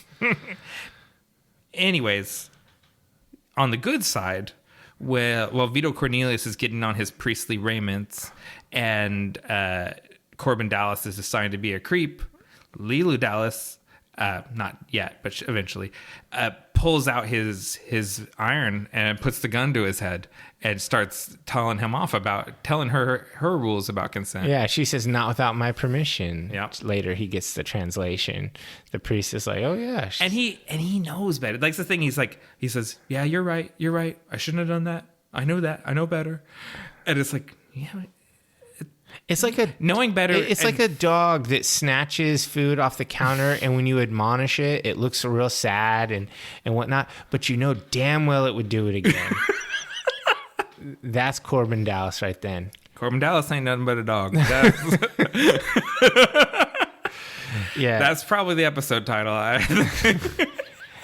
It's bad. So basically, and then the priest makes him leave. He's like, yeah, you need to leave. Yeah. We got our little supreme being here that we got to do some stuff with her. Yeah. Help her save the world. Yeah, and he goes home, lies to his boss. His cab is poked full of holes, just destroyed. Yeah, his license is canceled because he only had 5 points left on it. Yeah, and Finger at dispatch calls. And he's just enchanted. He tells her he met the perfect woman, and her name was Leeloo. Yeah, I want to say I don't like the phone conversation scenes. There's two particular people. One is his boss, Finger or whatever. That's just whatever. That's just so that Korben Dallas can like demonstrate stuff. But the other one I hate is his mother, his nagging mother. That is an annoying trope. That your mom has to be annoying, that you have to dislike her, or she has to be shitty to you. Mm-hmm. I hate that trope. It's kind of like only boomers like those jokes, like where the guy would rather not spend time with his wife. Like it's boomer humor, and I don't like it. It's stupid. Like, what the fuck? Yeah. Why do you not like these people? And it's true. It's like 300 years in the future, and it is a very boomer sort of thing, right? Oh yeah, I mean, all this retro stuff appeals to boomers, and the bad naggy humor and stuff. Yeah, this is definitely a boomer movie. Fair point. By boomers for boomers. No, it really it's by boomers for Gen Xers. I think for their kids. That's the target audience. Yeah, but it is still very boomer humor. Like, look at how edgy and modern we are with our Humpty Dumpty bots. Meanwhile, Lilu Dallas is binging. I can't help but call her that, even though it hasn't happened yet in the story. You just spoiled the movie. I know. Lilu is binging on chicken and Google. Like she's teaching herself all of human history with the internet, and just going letter by letter through everything. And they ask her, like, the priest asks her, like, she's learning the history of the last 5,000 years, and the priest is asking her, where's the box with the elements? And she's like, oh, they've been stolen. Yeah. And there's a lot of these scenes where there's two parallel scenes that inform each other, and we cut back and forth. It's very MTV quick cut, but I like all these scenes a lot, because we start as she explains that the things were stolen. We cut over to, he's like, who would do such a thing? And then we cut over to Zorg dealing with the Mangalore. And he's demonstrating a smart gun from Cyberpunk 2077. It's so good. It is. And the thing that I thought of was Justin Hammer from Iron Man 2. Like, kind of everything but the accent, they just took wholesale from this character. This is Justin Hammer. Yeah. Or Justin Hammer is Zorg, since this character predates it by 20 years or 10 years. Yeah, I mean, this is really great. And then they give Zorg the box, and turns out to be empty. Yeah, cut to Lilu laughing because they sent the stone somewhere else. Yeah. It was a decoy box. And Zorg is super mad, and he fucks him up a little bit, but he agrees to give them 1 crate worth of guns. Yeah. The Mangalores. And Lilu basically says that the stones are with someone they can trust. Yeah. We don't know who that is yet. And Zorg didn't give the full presentation on the guns, and he gives them these guns with no knowledge that there's a self-destruct function. And it's a huge red button that would be really easy to bump. Yeah. And so he just knows they're going to push it and blow themselves up. So he gives them the crate of guns with the expectation that he's killing all of them. Turns out they're too tough. They don't die. They just get fucked up. It's hard to blow up a Mangalore. We also brushed over that he, at the start of this scene, he fired 1 million cab drivers, which sets up Korben Dallas being out of a job a bit later. Okay. I mean, sure. Yeah. We know in the future there are no cab drivers. It's all Uber and Lyft and whatever. Right? That's what, the idea that there's actual, like, cabbies with, like, cab companies and stuff in the future. Yeah, that's a little unbelievable now. That's one of the things. There's a few things. Yeah, and so, yeah, then we learn that Korben won a trip to Floston Paradise. Yeah. Well, not before Lilu says that that's where the stones are. Okay. Yeah. And then, yes. What's her name? Flaga Laguna or something? Flava Laguna? Flava Laguna. I always just call her the Diva, because it's easier. Yeah, she has the stones. The stones are in Floston, and the Diva has them. She's going to hold a concert, so you get there and get the stones from her. Yeah, and we know... actually, yeah, we're cutting ahead because we're skipping over Zorg spying on the president, because his right-hand man, played by Tricky from Massive Attack... Oh, that's true. ...pilots the cockroach into the president's office. Yeah, and then basically he learns about where the stones are at, and I love it when he just destroys the cockroach drone while it's being piloted. That's great. Yeah. There's this, I don't know what you call it, the illusion of a complicated plot going on here. There's actually a very simplistic plot. But you get the impression that people are scheming, and there's all these different layers to it, but it is all very A, B, C. This is linear as fuck. Yeah. There's no depth here. But they dress it up in such a way that it doesn't seem as shallow as it is. It's like one of those things, it looks like a pool you could swim in pictures, but it's only like 3 inches deep. Yeah, and then Zorg sends for the priest, and the priest is talking to him, and it's kind of one of those cut back and forth scenes with the priest and all that. And Zorg puts a cherry in his water, and then drinks the water and chokes on the cherry. Yeah, he gives this whole villain explanation about how destruction's actually good for life because it creates jobs and stuff. Basically, whenever you kick over an anthill, then the ants have to rebuild it, and so all those ants are employed. Yeah, perfect villain logic. But like you said, he ends up choking on a cherry. So Cornelius gets to give a judgy a monologue to him. They both monologue to each other, and then ultimately he saves Zorg's life by smacking him. He on the really back. should not have. It'd be a shorter movie if he didn't. And that's not a great way to stop someone from choking. The Heimlich maneuver is much better. Sure, I mean, because of that, Zorg doesn't kill Vito Cornelius. He sends him on his way. He spares him, and he gives Tricky the cause he has to find these stones within 24 hours. Yeah, and the president demands from the general that I need your best agent. We're going to send him to Floston. Mm-hmm. And so we have it lined up that Zorg is sending Tricky, and the president is getting the general to get his best agent, who we learn is, of course, retired Major Korben Dallas. Yeah, and we learn it because of that annoying phone call, like you said, from the mom. Mm-hmm. Because she calls...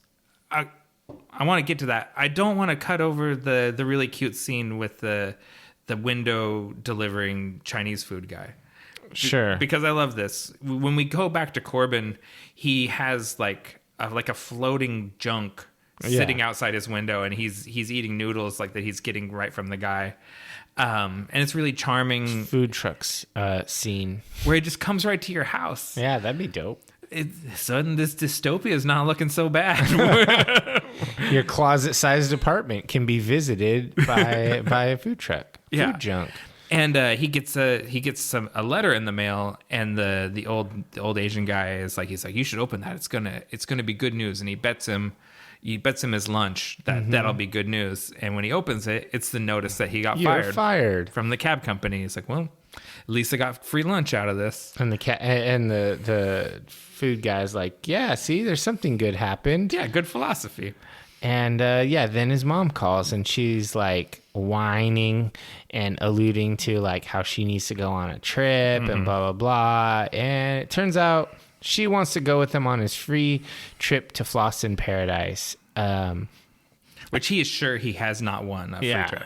And then, of course, the general and his henchmen and jacked Princess Leia show up, and they're like, this is your wife. She's from the East Germany Olympic team, swim team. Right, yeah. Major Iceborg. Yeah, so they inform him that he's won this contest that he didn't enter, and he's going to be going to Floston Paradise and yada, yada, yada. And Major Iceborg is going to be accompanying him as his wife. And she's a big, sturdy gal, and it's played for laughs, and it's a little bit of a groaner. I remember thinking it was much funnier in the past than I do now. Yeah, I was always like, her, his wife, here. Yeah, and now it's like, ugh, bad joke. Yeah, that's not cool. And she has I was looking at her IMDb. She has a very interesting career of playing essentially that same character, the big sturdy woman. Julie T. Wallace. And so then the priest and so Lilu shows up at the door, and he looks out and he sees her, and then so he's like, oh yeah, I gotta let her in, and has everybody else hide. Yeah, he cooks up this story about he's met this girl and he wants to marry her, but she hates the military because the military is what ruined his last life and not his bad behavior. Yeah, and so he has them all hide in the refrigerator, and he stuffs them all inside of it. And then they come in, but actually the priest was hiding, and he has a gun, and they're going to mug him for his tickets to Floston Paradise. Yeah, everyone is coming for these tickets to Floston Paradise. And so that now we have 3 people trying to go there. We have Tricky, we have the priest's acolyte who's going to pretend to be Korben Dallas, so is Tricky, and then the real Korben Dallas. Yeah. Everyone is planning to go on this ticket. Everyone is going to pretend to be Korben Dallas. That's because that would totally work. Mm-hmm. There's no TSA. This is a non 9/11 future, right? Yeah. Like where traveling, you can just con your way onto a plane. Yeah, it's a very like it's the future, but it's the 60s sort of thing. This really is the 60s. Yeah. So this is all going on, and then the Judge Dredd cops show up at the door, bang, bang, bang, for Korben Dallas. So he has to hide Lilu. So he hides Lilu in the shower that's on top of the refrigerator because he lives around in a tiny apartment, like you said. And he puts Vito Cornelius in the self-making bed and slides him into the wall. Yeah, and they're like, "Are you Korben Dallas?" And he says, "I am a meat popsicle." Or they say, "What's your name?" And he just says, "Are you designated as human?" And he says, "Negative. I'm a meat popsicle." Yeah. And for whatever reason, like that's one of those lines that has stuck around. I saw a T-shirt the other day of a pink popsicle leaning up against the two yellow circles, and it's like that meat popsicle thing has stuck. Yeah, it had legs. I mean, and I still don't understand it. Like I don't know what it means. I don't get it at all. But yeah, for whatever reason, it's stuck in the consciousness. Yeah, and so then I guess somebody had done some hacking or whatever, and some other dude got flagged as Korben Dallas, and the cops capture him. He had one of Korben Dallas's business cards on his front door because he has those little cab-shaped business cards that he hands out. Yeah. So he at some point stuck the business card on that guy's door, and when they tell him to put his hands on the circles, he says, "Smoke you," and gives him the finger.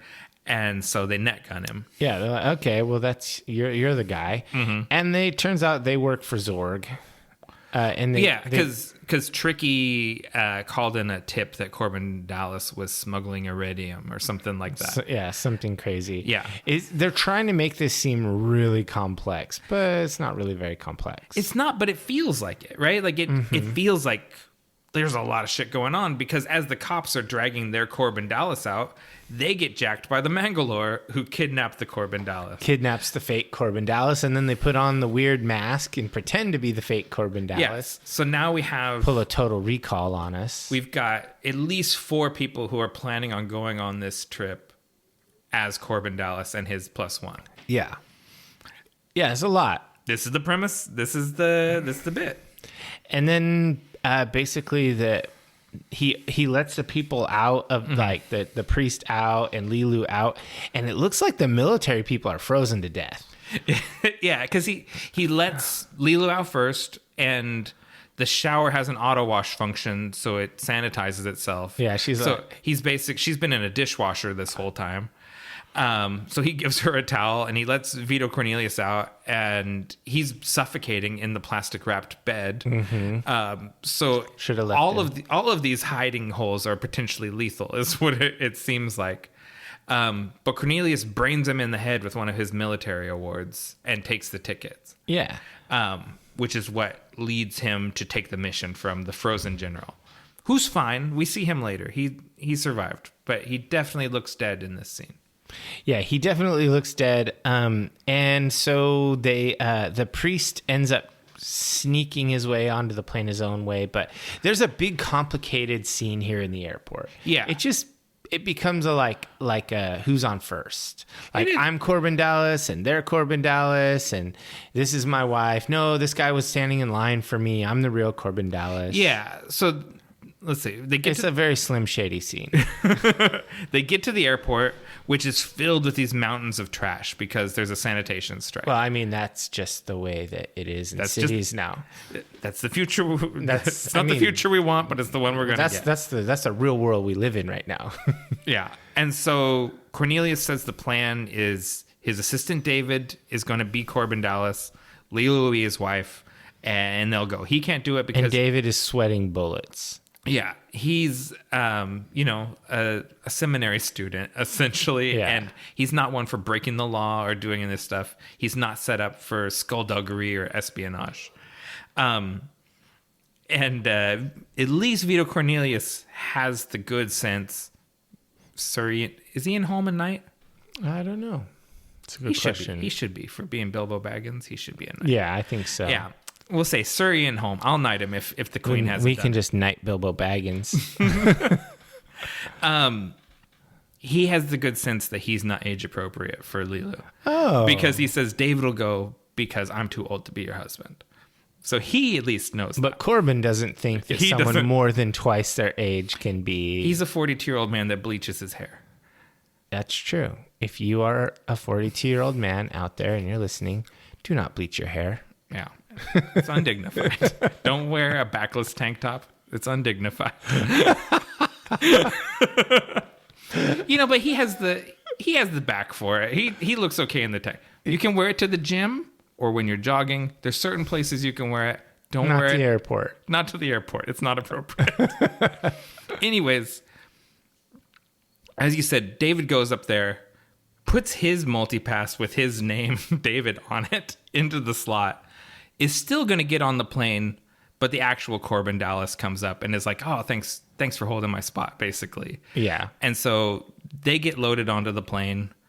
Right behind them, the Mangalore show up and say, they're Korben Dallas. And then the disguise starts failing. And it's like glitching out. His hologram thing or whatever is showing his alien face. And she does a scan on him and sees they're Mangalore. And Mangalore have a very bad reputation because they're instantly flagged. Mangalore are always on the no-fly list. It's like they're like Gamorreans in Star Wars. They're just bad dudes. No, yeah. So, they go to try and regroup, but the cops are already coming. Yeah, and then finally Tricky tries to get on the plane, right? And they're like, Korben Dallas already checked in, but I'm Korben Dallas. Yeah, and he slams on the plexiglass, and then guns drop out of the ceiling. And the yellow circles again. It's like this whole being detained by the police and having guns pointed at you is just standardized everywhere. Mm-hmm. It's a big old clusterfuck, and it's pretty funny. I still think all these scenes are funny. Yeah. I generally like the airport scene. Yeah, and when we get on the plane, Korben and Lilu are immediately separated because Korben, as the winner of this contest, has to go be greeted by Ruby Rod. Mm-hmm. And we are introduced to the incomparable Chris Tucker. And this was my first introduction to him. I saw this before Friday, even though Friday came out a couple years before this. Yeah, he's wearing this leopard print suit, like skin tight. He's got his hair is kind of like a unicorn horn, but a tube. Yeah, it's off like his forehead, platinum blonde. It's like, and actually, I'm stealing this from a YouTube I watched, but it's like Egon from the real Ghostbusters. Yeah, if you saw the Ghostbusters cartoon, he had that blonde hair that came out in like a tube in the front of his head. Yeah, and he is so over the top, obnoxious radio host, mm-hmm. and he's just going crazy and trying to interview Korben, who's just one or two word answers. He's just got nothing to say. Yeah, yeah. What are the question? He asks him if he's excited, and he's like, thrilled, and just barely says it. And he doesn't think Korben is very good radio. He's not. The black polyester with leopard trim. Mm-hmm. If you look really hard, you can probably find a picture of me wearing a shirt that looks like that around this same time. In 1997, I was definitely checking his entourage for fashion cues. Not so much him. I'm not meant to be a Ruby Rod, but I can be one of the guys. One of or his at buddies. Least, at age 19, I thought I could. Yeah. And the flight attendant uniforms are hypersexualized, mm-hmm. and they're all designed by the same French designer. Yeah. And it's really interesting to me how those flight attendants are hypersexualized and whatnot, even more. I think this really is a vision of how a boomer sees the future, because, back in the 70s and mm-hmm. 80s or whatever, flight attendants, there was that whole idea that they were like stewardesses, were these sexy ladies in the sky or whatever. And then I think that this would be a childhood fantasy of a 16-year-old growing up in that era, when really in the actual future, 20 odd years later, mm-hmm. 25 years later, it's not like that at all. Like, it's the opposite of that. And it's it's now flight attendant is, I mean, it's still probably majority young women, but it's gender diverse, age diverse. It's not like this. It is like, it's a retro futurist fantasy. Yeah, for sure. So just some 16-year-old fantasy. Yeah, for sure. There is a lot of sexy ladies in this. All the ladies are sexy. Yeah. It's originally they wanted Prince for the role, and he turned it down because the costumes were too feminine. Huh. Which, I mean, just seeing some of the costumes he's worn, that seems very odd.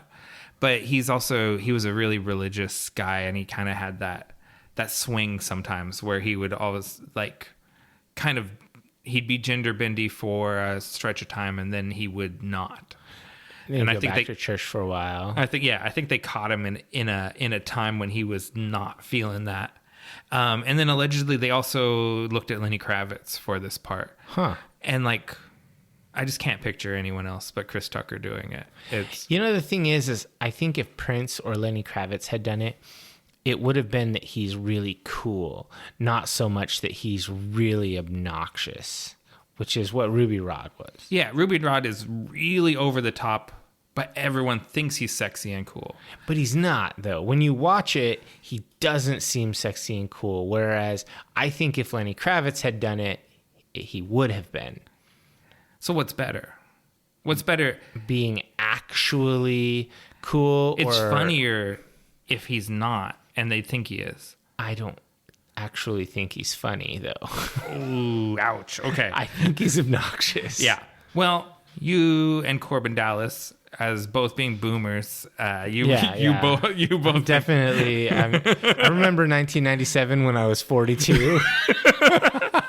Yeah, because Korben Dallas does not think Ruby Rod is funny, and he actually chokes him and pushes him up against the wall, and basically he's like, I'm on vacation and I'm trying to not be bothered. Yeah. Are we clear? I don't agree with putting your hands on someone, but I definitely do think that you should set expectations. I'm very firm with that. I say things like, do not talk to me. Don't touch me. I've seen you put that hold on some of not when I was a kid, right? But I think Korben Dallas has the right of it. Ruby Rod is obnoxious and he's ruining his vacation. Free vacation. It's actually not a vacation. It's a mission. Hey, you got to take your joys where you can. So they get escorted to their bunks. They're reunited and they're escorted to their bunks. And they have like a sleep mode that just turns on and knocks you out. Mm-hmm. And I really wish like long flights had something like this, because traveling to Japan and back, things like that, I was desperate to sleep, and I can't sleep sitting in a plane. Yeah, I really can't either. It's really, really hard because the thing that sucks about that, not to get too off into the weeds, is when you're flying to like Japan or something like that, mm-hmm. It sucks when you can't sleep on the plane, because then it means the first day of your vacation when you get there just sucks balls, because you're utterly so exhausted. Yeah. Like when we went to Tokyo, all we did on the first day was make it to our hotel, relax, get something to eat, venture out of the hotel to go somewhere nearby to get some food and mm-hmm. stuff at a little Family Mart or whatever. And then we just came back and slept. So it sucked that it was like we missed the first day because we were just totally destroyed from that. I agree. This is a desirable part of the future. Yeah. Little pods that put you to sleep. Mm-hmm. Maybe Benadryl, that would do it. It'll knock you out. Yeah, but this seems to have less side effects. I always have a hard time if I actually take drugs. I have a harder time. Like my next day, I'm still sleepy. Like mm-hmm. I just want to keep sleeping. So somewhere in here, Lilu tells Korben that she's the fifth element, the supreme being. Yeah, it's right before they knock him out. Yeah, because he's basically telling her how he saved her. She would have gotten a lot of trouble if she had come here without him. And he's kind of given her the kind of dad talk. I'm the older guy and you're my prey. I'm going to do what I want with you, little thing. Yeah. Just kind of nasty guy. And she tells him, like you said, don't worry, I'll protect you. I'm the fifth element. I'm the supreme being. And then the flight attendant knocks him out. Like, before he can be like, hold on. I'm a retired major from the army. And there's a whole, like, there's a montage with, Ruby Rod, demonstrating his cunning linguist skills with the flight attendant, while Vito Cornelius sneaks on board the plane, and the ground crew burn tribbles off of the landing gear and replace like uranium rods. Yeah, I guess because it's an interstellar plane. It's not just a jet. Yeah, it's more like a space shuttle. It's a spaceship. Yeah. And the plane takes off for Floston Paradise. Back in the airport, Tricky has to call Zorg, and I just call him Tricky. In the credits, I think he's called Right Hand. Yeah, he doesn't even get a name. He doesn't get a name. Tricky he is. Tricky he shall be. Tricky has to call Zorg, and Zorg blows him up. Yeah, I thought that was great. I mean, because Zorg is so evil. Yeah, he's like, I'm very disappointed. and he kind of has like almost a George W. Bush sounding accent, or maybe it's Mike Huckabee. He sounds like one of those guys. Because Oldman said it was during the presidential campaign, so this would have been Clinton, Bush, Perot. Oh, okay. So Pappy Bush. That's right. It sounds like Perot. He would have been here in Pappy Bush too if he's watching the debates. And so it's conceivable there's a little Bush, a little Perot in there, a little Bugs Bunny. Yeah, I like that. And so at some point, Zorg is talking to the great evil aliens on the phone, and they make him bleed chocolate from his head.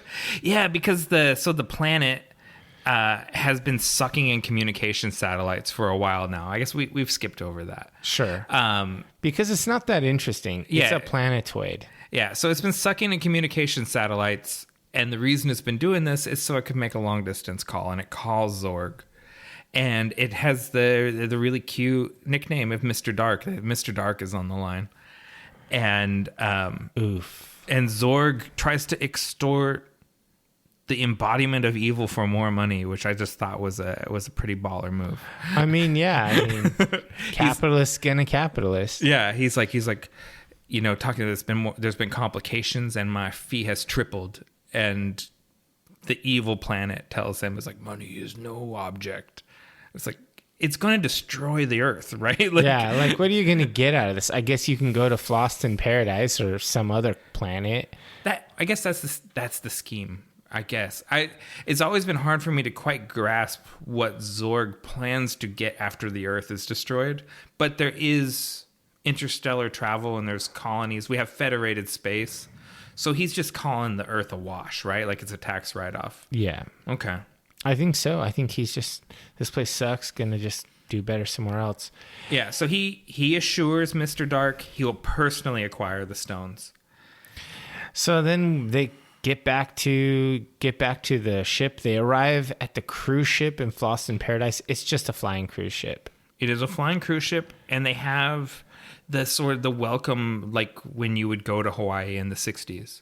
Yeah. Like there's hula dancers and guys playing ukulele and everyone gets lays. And I thought, actually, now that as we talk about it out loud, there's lots of 60s shit. Yeah. Like it's the vibe. This is futuristic 1960s in every. Yeah. It's weird. I mean, they find the priest is hiding in an electrical panel. Mm-hmm. They take Korben to his room and his mom calls. The not funny gag continues to not be funny. We get at least one call. Yeah. He asks about the diva's performance, and the consigliere tells him that he has front row tickets because he's the honored guest and he's going to be sitting next to Ruby Rod, and it's so exciting. Yay. Yeah. And then he has like a whole like wardrobe full of tuxedos in there for his evening wear. And so he's all set. Lilu, when the diva arrived, Lilu subtly slipped out to go meet up with her. Mm-hmm. And she's kind of spooky and gothy and weird. Yeah. And she has a big entourage too. Mm-hmm. And one of her retainers sees Lilu and goes over and tells her, the diva's glad that you're here, and after the performance, she'll give you the stones. Yeah, why? Why not just then? I guess because she has to cut herself open. Yeah, well, don't spoil that. It's a big reveal. And so Korben is escorted into the opera house by Ruby Rod, who gives him the rundown of all of the prestigious guests there at the I gotta say, this opera. is Ruby Rod's better outfit. It's like black velvet, and it has like roses on the collar. You like that one better? Yeah, I like this one. Well, it's got more class. I like the leopard one. One is goth and one is punk. So yeah. I like the goth one. Yeah, the black with roses. I can see that. I like them both. I like Chris Tucker. I like Chris Tucker too. I think he's really funny. I just really don't like these kind of super in your face media personalities. Mm-hmm. They aggravate me. It's very much, if you think of it like a live action anime or something. Oh yeah. The guy who yells all the time. They can't talk. They only can yell. Yes, totally. I hate that. He's playing this archetype. But even if you hate the archetype, he's doing he's doing great. I have nothing against Chris Tucker. I just think that character is just ugh. I would have predicted that. So they get escorted to their seats. The Mangalore are in position. They've got some of their hologram guys out there in the crowd as maitre d's, and then just the whole squad with their smart guns in the back room.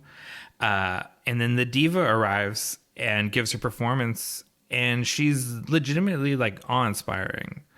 No one had seen her in the makeup. They held this back so that when she went up there and performed, it was literally the first time anyone had seen her or heard the song, etc. And so I got real reactions. So they could capture that real reaction where people were like, "Whoa, we just saw something." And the actual vocalist is Inva Mula, who's an Albanian opera singer in real life. But yeah, the song starts off like classic opera. It's really good, and then it becomes kind of a dance pop opera. Yeah, it's an aria. I don't recall which specific one, and then it goes into the original arrangement that it transitions over to, which YouTube is just loaded with people singing covering this. Yeah. Vocalists showing that they can do it. Yeah. It's like, so and so does the diva dance. And it's like, there's a million videos of people singing this. It's a very hard song. Like, she does some crazy runs in this. And people really like this song. It's pretty good. I mean, it's not like something you just like listen to groove to, but it's just impressive music, like vocally. And when, it leads into another one of these back and forth scenes, because when it gets to the diva dance part of it, we start cutting back and forth between her performance and Lilu fighting with the Mangalore, who are going to get the stones from the diva's hotel suite. And so it jumps back and forth, and the actress, Luc Besson's wife, and God, I swear I have her name. Mai Win is her name.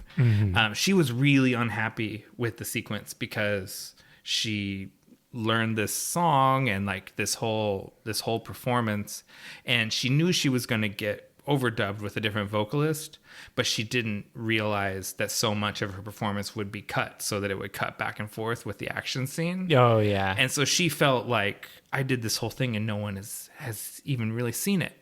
So when later, as this has become a cult classic and people would contact her about it and want to talk about the scene and stuff, she always kind of felt like, why? You never even see my performance. Why are people interested in this?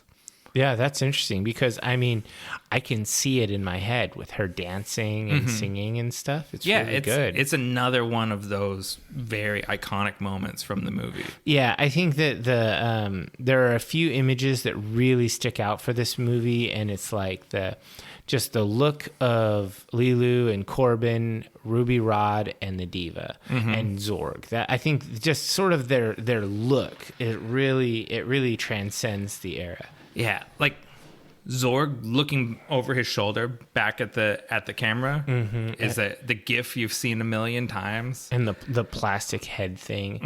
But yeah, I think that, I mean, she's a Twi'lek and she's singing. It's what they do. She's pretty close. She has more tentacles. Sure. I mean, you know, Twi'lek has 2 because there's some. The diva has like 6. There's intellectual property problems, but yeah, she was supposed to be a Twi'lek. It's like poetry. It rhymes. So yeah, I thought that was really cool, and they're fighting, and I actually liked the cut back and forth. I thought that was rad.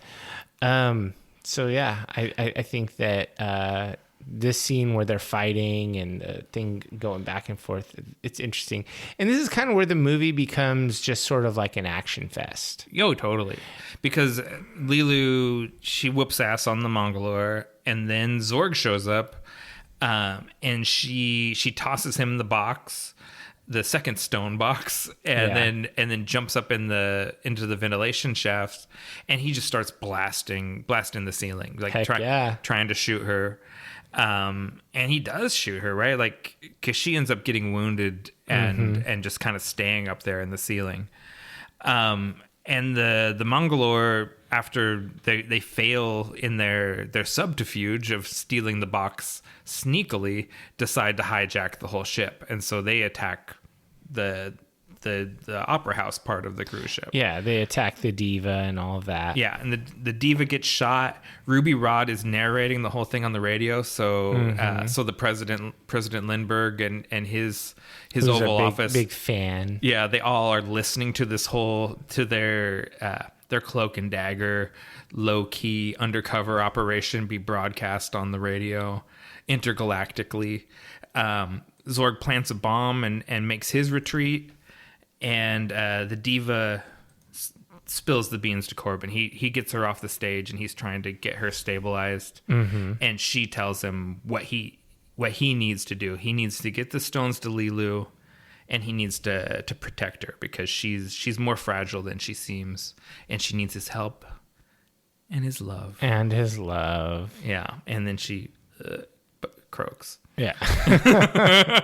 Radio listeners, you couldn't see Nick's acting. He turned his head to the side and said, He just died for you guys. Yeah. Back on the ship, Zorg has gotten his second empty box. Yeah. So at first I was like, no way he got fooled twice. And then I just thought, yeah, Zorg's kind of a fucking dingus. Yeah. So he's got to pull a U-turn in his spaceship and return to full start. And he has that look on his face. Like, I don't know, like if you leave for work and you get a goodly distance away and you realize you have to go home because you forgot something. I don't have my badge. Something important like your wallet or whatever. You're like, fuck me. And you just turn around and you rage drive home. Well, I mean, because he literally set a bomb as he left. So it's like he has to get back with enough time to turn off the bomb that he set. So he's really given himself a time crunch. Yeah, he's mad. Yeah. I really think that Zorg has a can-do attitude. He's a problem solver. He's the best kind of villain, right? Because he's just absolutely unapologetically evil. And then also completely charming to where you just love him. Yeah, he's like, if you want something done, do it yourself. Yeah. And like he kills his henchmen. He does all of the most evil stuff. But you're like, he has like this southern accent and it's really charming and he's got a cool hairdo. You know who would have done a really great Zorg if they couldn't get Gary Oldman? Walton Goggins. I was thinking that same thing. He's great at that charming bad guy. He basically plays this exact same character in Ant-Man and the Wasp, where he's an arms dealer, and it's almost the same deal. My favorite role for him is Righteous Gemstones. Oh, so it is. Good. That's even better than Justified. Yeah, he's so good. Anyway, different actor. So yeah, I mean, we get a big old fight scene here where they're, you've got Korben and Ruby fighting against the aliens, and the whole time Chris Tucker is shrieking and going crazy and narrating. And narrating, and then we finally learn that Mangalores won't fight without their leader, so he of course has to shoot the leader. You were really concise in that. Because I wrote in my notes that there's too much in this sequence to describe everything. Yeah. So that is he diehards around the place, right? Yeah, really. Killing aliens, and he earns his paycheck in these few scenes.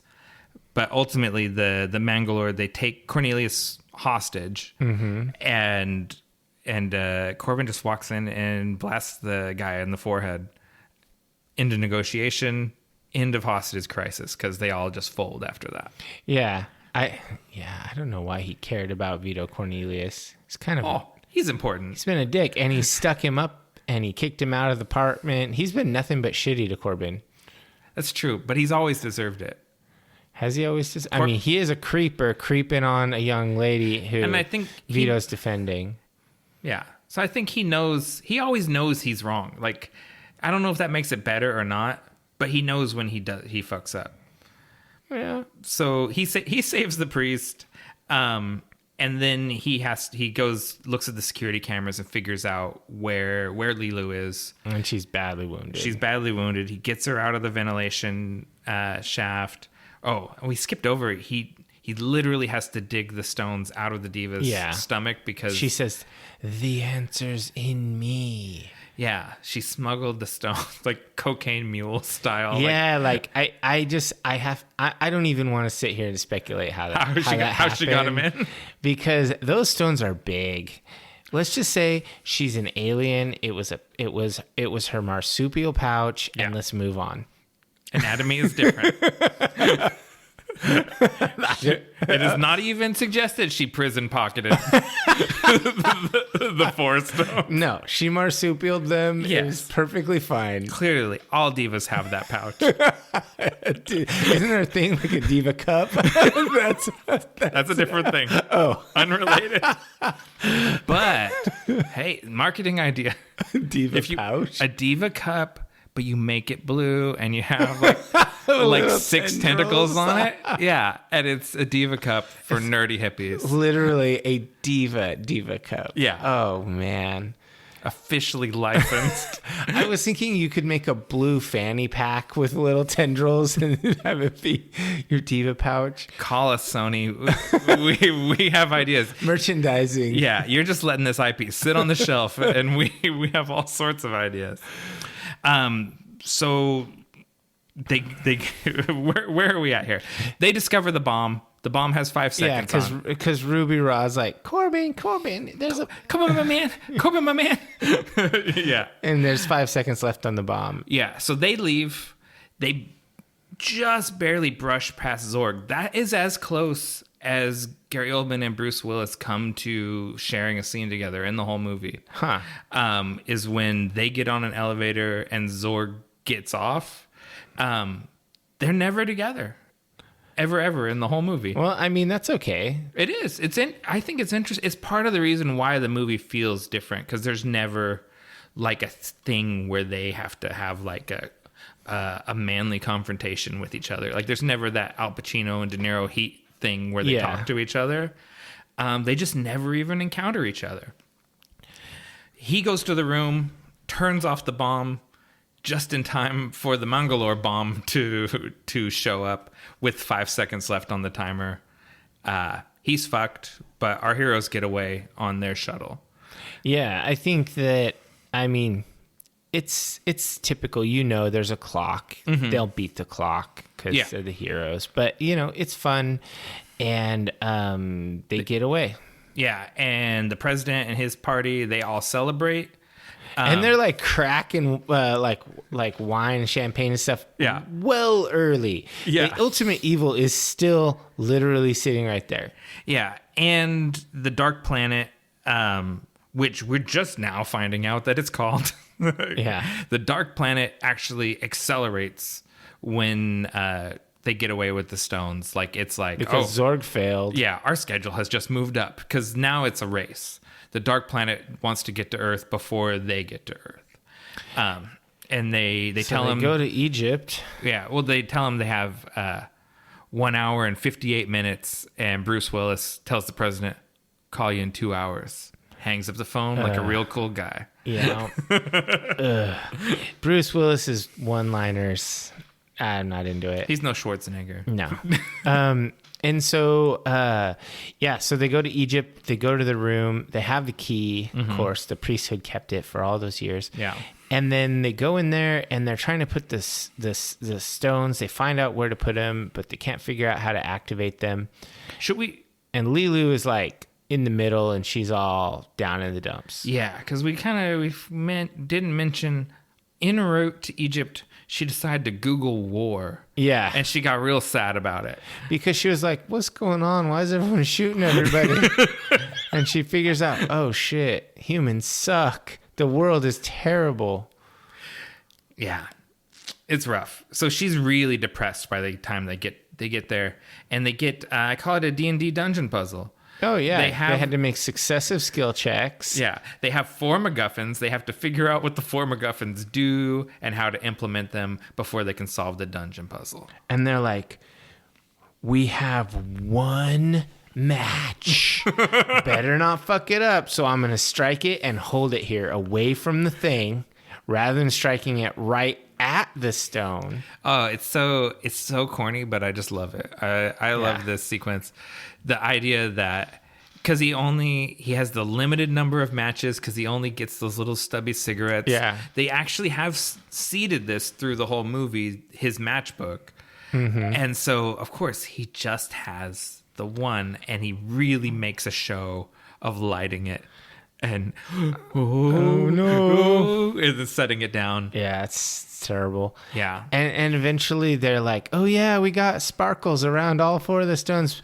And Lilu's like, I don't want to save the world. People are cruel. And I'm just thinking to myself, you're not wrong, Lilu. Yeah. Just let it go. Let Mr. Dark kill us all. Just let it happen. Just let it happen. Don't make this weird. Yeah. But Korben, he tells her that he needs her. And she tells him there's things worth fighting for. And she's like love? He goes, yeah, like love. And she's like, I don't know love. And he's like, I love you. And it's like, oh. And then she shoots a big laser out of her mouth. Yeah. And she zaps the dark planet. It would have been great if she's like, I love you, Dad. I love you like a dad. Yeah. And Korben would be like, okay, this is weird. We'll all be going now. Yeah. So she zaps the dark planet and it just dies there. And it's like 65 miles or 62 miles from impact. Can you imagine the chaos that would be environmentally caused by a new planetoid, a new moon showing up 60? Oh, it's just the gravitational interference. Things would just go fucking crazy if there was You'd have birds flying all the wrong direction. They'd like fly into the sea. Yeah. All kinds of crazy it's like things. They saved the world from being destroyed, but a lot of bad stuff would definitely happen after this. Oh, yeah. And then I have in my notes here, they get busy and the annoying mom joke is revived. Yes. Because we go back to the lab where she was born earlier in the movie. And because they were so exhausted. So is this even worse? Is she not just a 19-year-old? Is she literally a baby? Well, technically speaking, she's like thousands of years old. Yeah, okay. She's 5,000 years old. But she has been in a sarcophagus for most of this time. Like she was in that statue-looking thing. Yeah. Right, yeah. So she has existed for thousands of years, but they've kept her like in the poly bag. Like they hadn't let her out until now. So it's up to you if you think she is 1 day old or thousands of years old. I mean, yeah, I think Korben Dallas is betting on she's at least 18 years old. There's no ID to check. Yeah, because they put the 2 of them in the rejuvenation tank or whatever they call it. Back to tank. Yeah, and the president comes and he wants to celebrate, and they look in the little window on the thing, and they're boning in there, and so they ask the president to hold on a little bit, but he's got stuff to do. Yeah, he's running the Federation of Planets. Zeus. Yeah, he's got it's no holds barred. He has a busy convention schedule where he goes and signs 8x10s of Zeus from No Holds Barred and Debo. Yeah, and the annoying mom calls, and then the really terrible song plays out on the credits. Like, it was very cheesy. Mm-hmm. And I was listening to the soundtrack earlier. So what was that song called? Little Light of Love. I actually liked Eric Serra's score through 99% of the movie. Yeah, it was all right. I like the funky tracks. I like the diva dance. The Oscar that this movie won was for sound design. Okay, that's distinct from the score, though. Like sure, it's for sound design. Like that scene in the apartment where it just makes you feel anxiety. Yeah, that's sound design. Yeah. And it deserves that. It was really good. Yeah. Little Light of Love, and that's the lead track on the soundtrack too. That's what that's their hit song. It's no Crow soundtrack. It's no Crow soundtrack. Yeah, I hate them. I hate them boning in the Back to Tank, and I hate that song. Mm-hmm. No one can bone to that song. I really enjoyed this movie, but it ends on a hard cringe. Like, it's like I watched it, like I'm smiling. It started on a cringe with like imperialist grave robbing. Maybe it's just my European sensibilities, but I didn't balk at all at the tomb rating. You're right, that's bad. England is bad. It's all bad, but I didn't bump up against it. Because when you set it in the past, then it becomes Indiana Jones. It's fun. Oh, yeah, it just becomes fun. When you do it now, you're like, this is theft. But when it's Indiana Jones doing it, you trust him because he's a hero. He's a professor. Yeah, it belongs in a museum in another country. Yeah, far from here, where they will never see it again. There's a lot of cringe in this movie. Yeah. So let's get into this stuff. What worked for you? I mean, I would say it's actually fun and entertaining the whole way through. There's a lot of, it's just kind of paced really well. It's quick. The cutting back and forth during multiple scenes, like memorably the diva and the fight with Lilu. That scene's really great. Like, and I even think they do great cut scenes when Korben is fighting, and I think that those, like, the way this movie is cut together is just expertly done. I think that it keeps the pace feeling fresh, and they manage to disguise an ultimately linear plot with clever cuts. And then secondly, I think the casting is excellent. Like, I just love all of the actors in this movie. I just don't there's like no bombs. They're all super good. Yeah. So that's it. That's what I got. Okay. So I've got two. Oh, yeah. The diva song. It's hard to not call that. It's awesome. Iconic. Yeah. Yeah. For sure. Costuming. I already called that out earlier. So my number one, Jean-Claude Mézier's production design and Jean-Paul Gaultier's costume design. The main way this film has remained influential is through the visual style of it. There's fashion designers still rip off the designs from this movie. It's still an influential movie. And, talking about how this is pre the modern era of comic book movies. It wasn't normal for a movie to look so comic booky as this movie looks. Even, in 2000, when the X-Men comes out, they're wearing black leather like it's the Matrix. They're not wearing, That was a pretty cool movie. Yeah, the second one even better. But they didn't.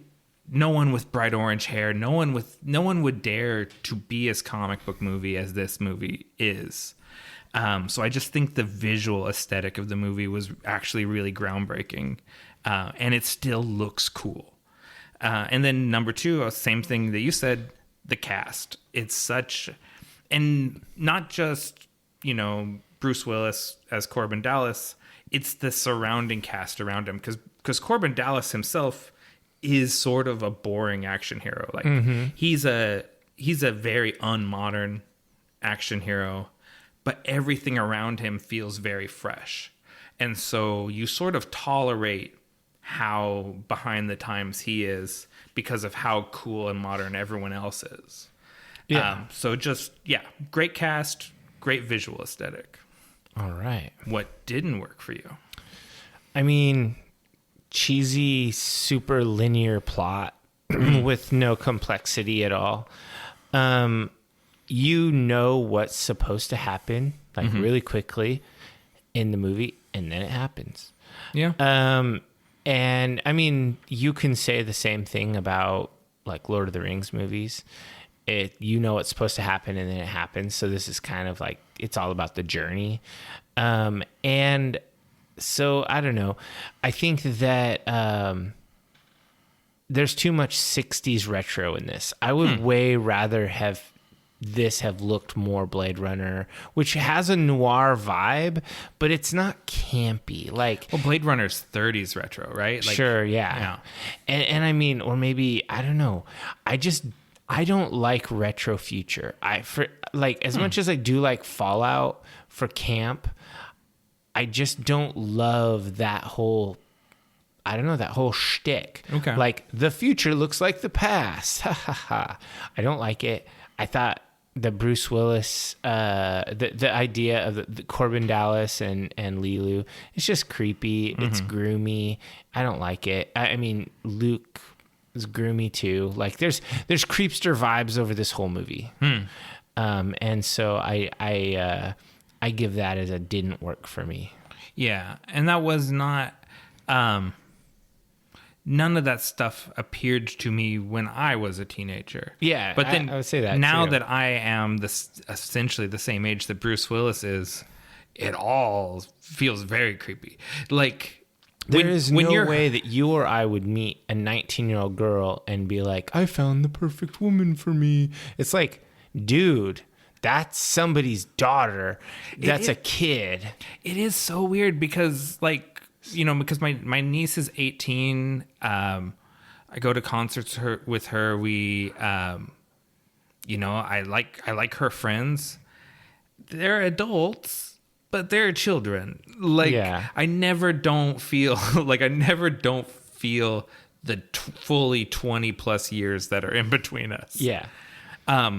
It's even worse here because, and I guess we're getting into she's a day old. Yeah, because what didn't work for me. And so what I put, it's the trope is called Born Sexy Yesterday.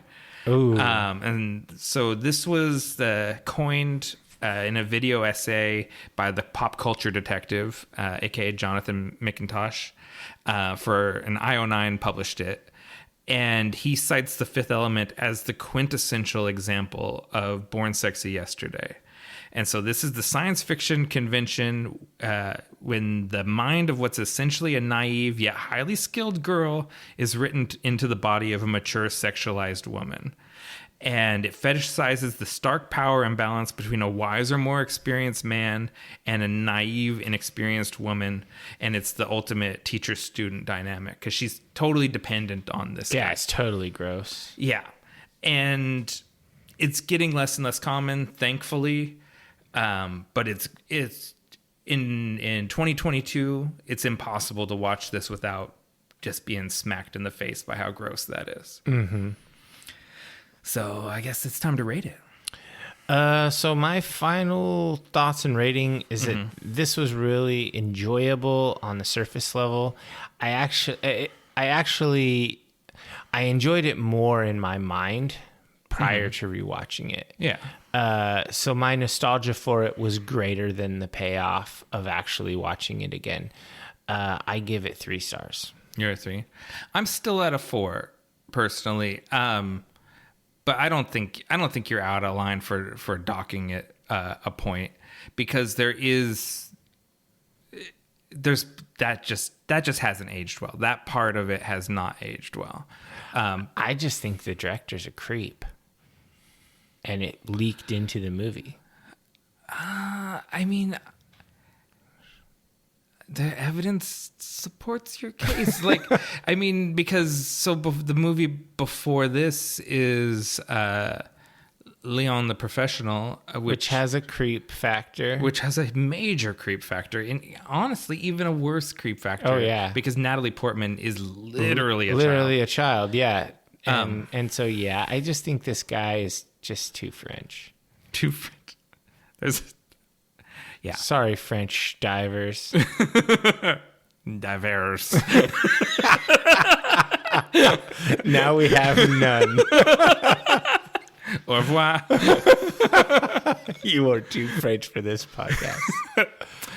All right. Well, that's a wrap on The Fifth Element. You want to take a break? I was just going to say that I do have IMDb and Rotten Tomatoes. We got 7.6 IMDb and 71% Rotten Tomatoes. So it is right there between 60 and 80%, which would be our 3 or 4 stars. So we are both right. This is right in that zone of the 3.5 star movie. How much you enjoy it depends on how well you can ignore that cringe. Ignore the meta. Yeah. If you can just watch it and think that Zorg is great and all that, So, all right. So let's take a break and we will come back with our closing segment.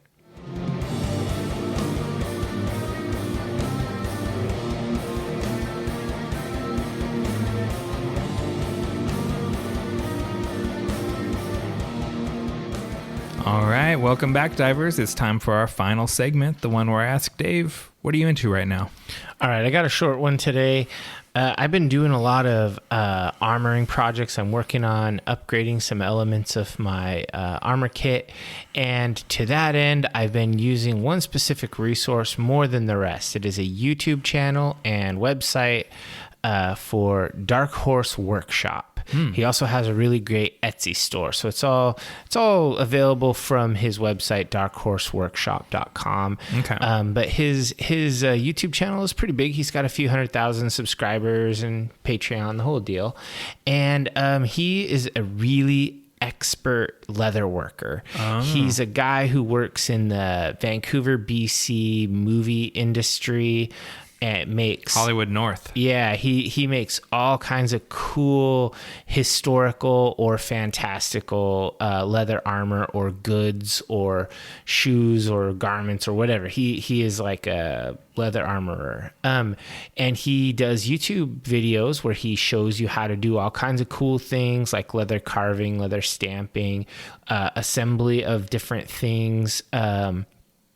And it's just a super great instructional website that is, and I know him personally, this guy I know named Magnus. I know him through the SCA. He is a guy who I've fought with and had beers with. He's a great guy. And his website is awesome. His Etsy, he sells you any pattern for anything on his YouTube. You can literally buy the pattern and then watch the instructional video on how to make it. And then he has all these different embellishment videos so you can like put these different designs. And if you don't have designs, he literally sells artwork that he has drawn, like historical Viking inspired artwork that you can put on leather goods or whatever you want. I've put some on my disc golf discs because I purchased this art and put dyes on there. Because that's the function. He sells the artwork for artists and crafters to make goods with the art. So yeah, I just love Dark Horse Workshop. It's an awesome resource if you're interested in historically inspired and leather goods or just art in general. It's pretty cool. Made stuff like he makes stuff for like those CW shows like Arrow and stuff, right? Yeah, all kinds of stuff. So does he have like, if you were a cosplayer, does he have patterns for like if you want to make the Arrow hood or something? I don't think so. I mean, it might be some sort of copyright thing. Yeah, and he has pages and pages on his Etsy store of patterns and things. I haven't really looked through most of them. I normally look for just sort of what I'm looking for, which tends to be the more the armoring stuff. I'm making myself a set of lamellar armor, which is the small plates that are metal plates that have like holes drilled on the edges of them, and then they're laced together and then leather edged and leather strapping and stuff. Oh, cool. So it's like a lot more rugged and robust than chainmail. it would have been way, way less common in Scandinavia. It's an imported armor style that was brought in by probably the Rus, who probably got it from Byzantine people. Okay. So it's like one of those kind of global armor styles that's like early plate in Northern Europe. Yeah. Before plate was really makeable. So it's pretty cool.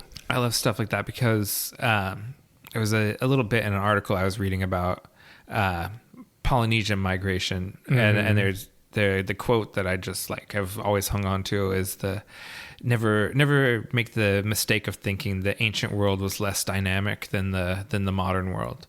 Yeah. So like people moved around. People have always moved around. Stuff has gone from A to B. So like that Byzantine to Rus Viking to Scandinavia thing makes total sense. Well, and that's just for the lamellar. There's actually finds that's the half of the journey. Diver Carey, who was a guest host, she did a whole paper and presentation on how there are silk finds in Sweden that made their way all the way through those routes, but all the way from China all the way to Sweden. And so like there's historical examples of that. So yeah, you're absolutely right. Even though it was not dynamic for as many people, still things traveled. They got their way. Coin changed hands. Right. People like nice shit.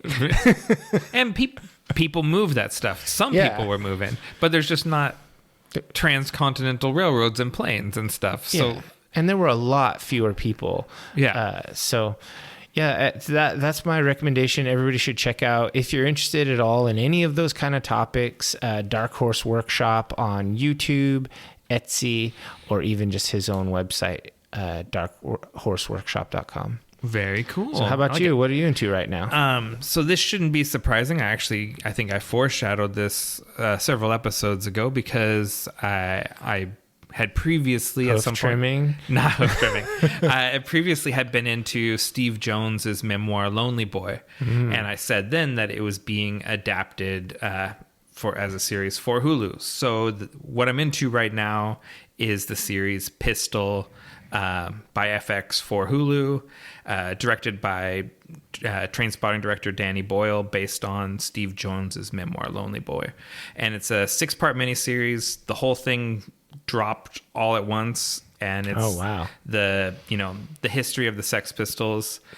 How much you like this thing depends very much on your level of tolerance for the music biopic formula. Because these are all kind of the same movie. This has 6 episodes, so it definitely takes its time a lot of times. But these are all like apocryphal stories that you've kind of heard, right? It's very much, it's very rooted in Steve Jones's memoir, but I think it borrows heavily from Chrissie Hynde of The Pretenders, her memoir, and John Lydon's memoir, and then probably some other historical documents on the time, different oral histories and memoirs. It has things in it, stories that I didn't know previously. The stories that I do know jive with my understanding of how they happened. Okay. And I really liked it. But I like this genre. Like, I like music bios. Unfortunately there was a great movie called Walk Hard, the Dewey Cox story. Oh yeah. That so perfectly lampooned the music bio that it's been next to impossible to take it seriously ever since then. I love that movie. It's so good. And it is a perfect music bio for a musician. If it doesn't say Cox, it doesn't taste like Cox. Get out of here, Dewey. You don't want none of this shit. Yeah, but this Dewey Cox is not what I'm into right now. I'm into Pistol. Trainspotting is one of my top 5 favorite movies. Oh, wow. So and I loved the book that it's based on, so it's a no-brainer for me. I was already in the bag for this, but I think anyone that's a fan of the punk rock genre, or a fan of the music biopic genre, or a fan of Danny Boyle's unique directing style, You're going to enjoy this. It looks like it's all shot on like 16 millimeter. Okay. So that when they cut to 1970s TV footage, it's often hard to tell what's actual vintage footage and what's the new footage. Oh, that's cool. Because like they'll be going down like King's Road in London, and then it goes from actual archival footage to stuff that they shot. Like they refaced the buildings to make them look like 1977. And it's just really cool. The attention to detail is excellent, and I really enjoyed it. Nice. Sounds cool. Doesn't really sound like my bag, but it does sound cool. Okay. All right. Call to action? Yeah, so don't forget to subscribe on your favorite podcatcher, as well as YouTube, Spotify, and Audible, and even Stitcher. Don't forget to leave us a review. 5-star review costs you nothing, but means everything to us. New episodes of Nick and Dave Deep Dive the Metaverse drop the 1st and 15th of every month. We are on all social media platforms across the Metaverse as at Deep Dive the Meta. We are on Twitter, which I think these days both of us prefer. Yeah. We're on Instagram, which I still also like, but we are stubbornly still on Pinterest, which no one likes. Well, I guess this is really goodbye. Don't say goodbye. Say good journey.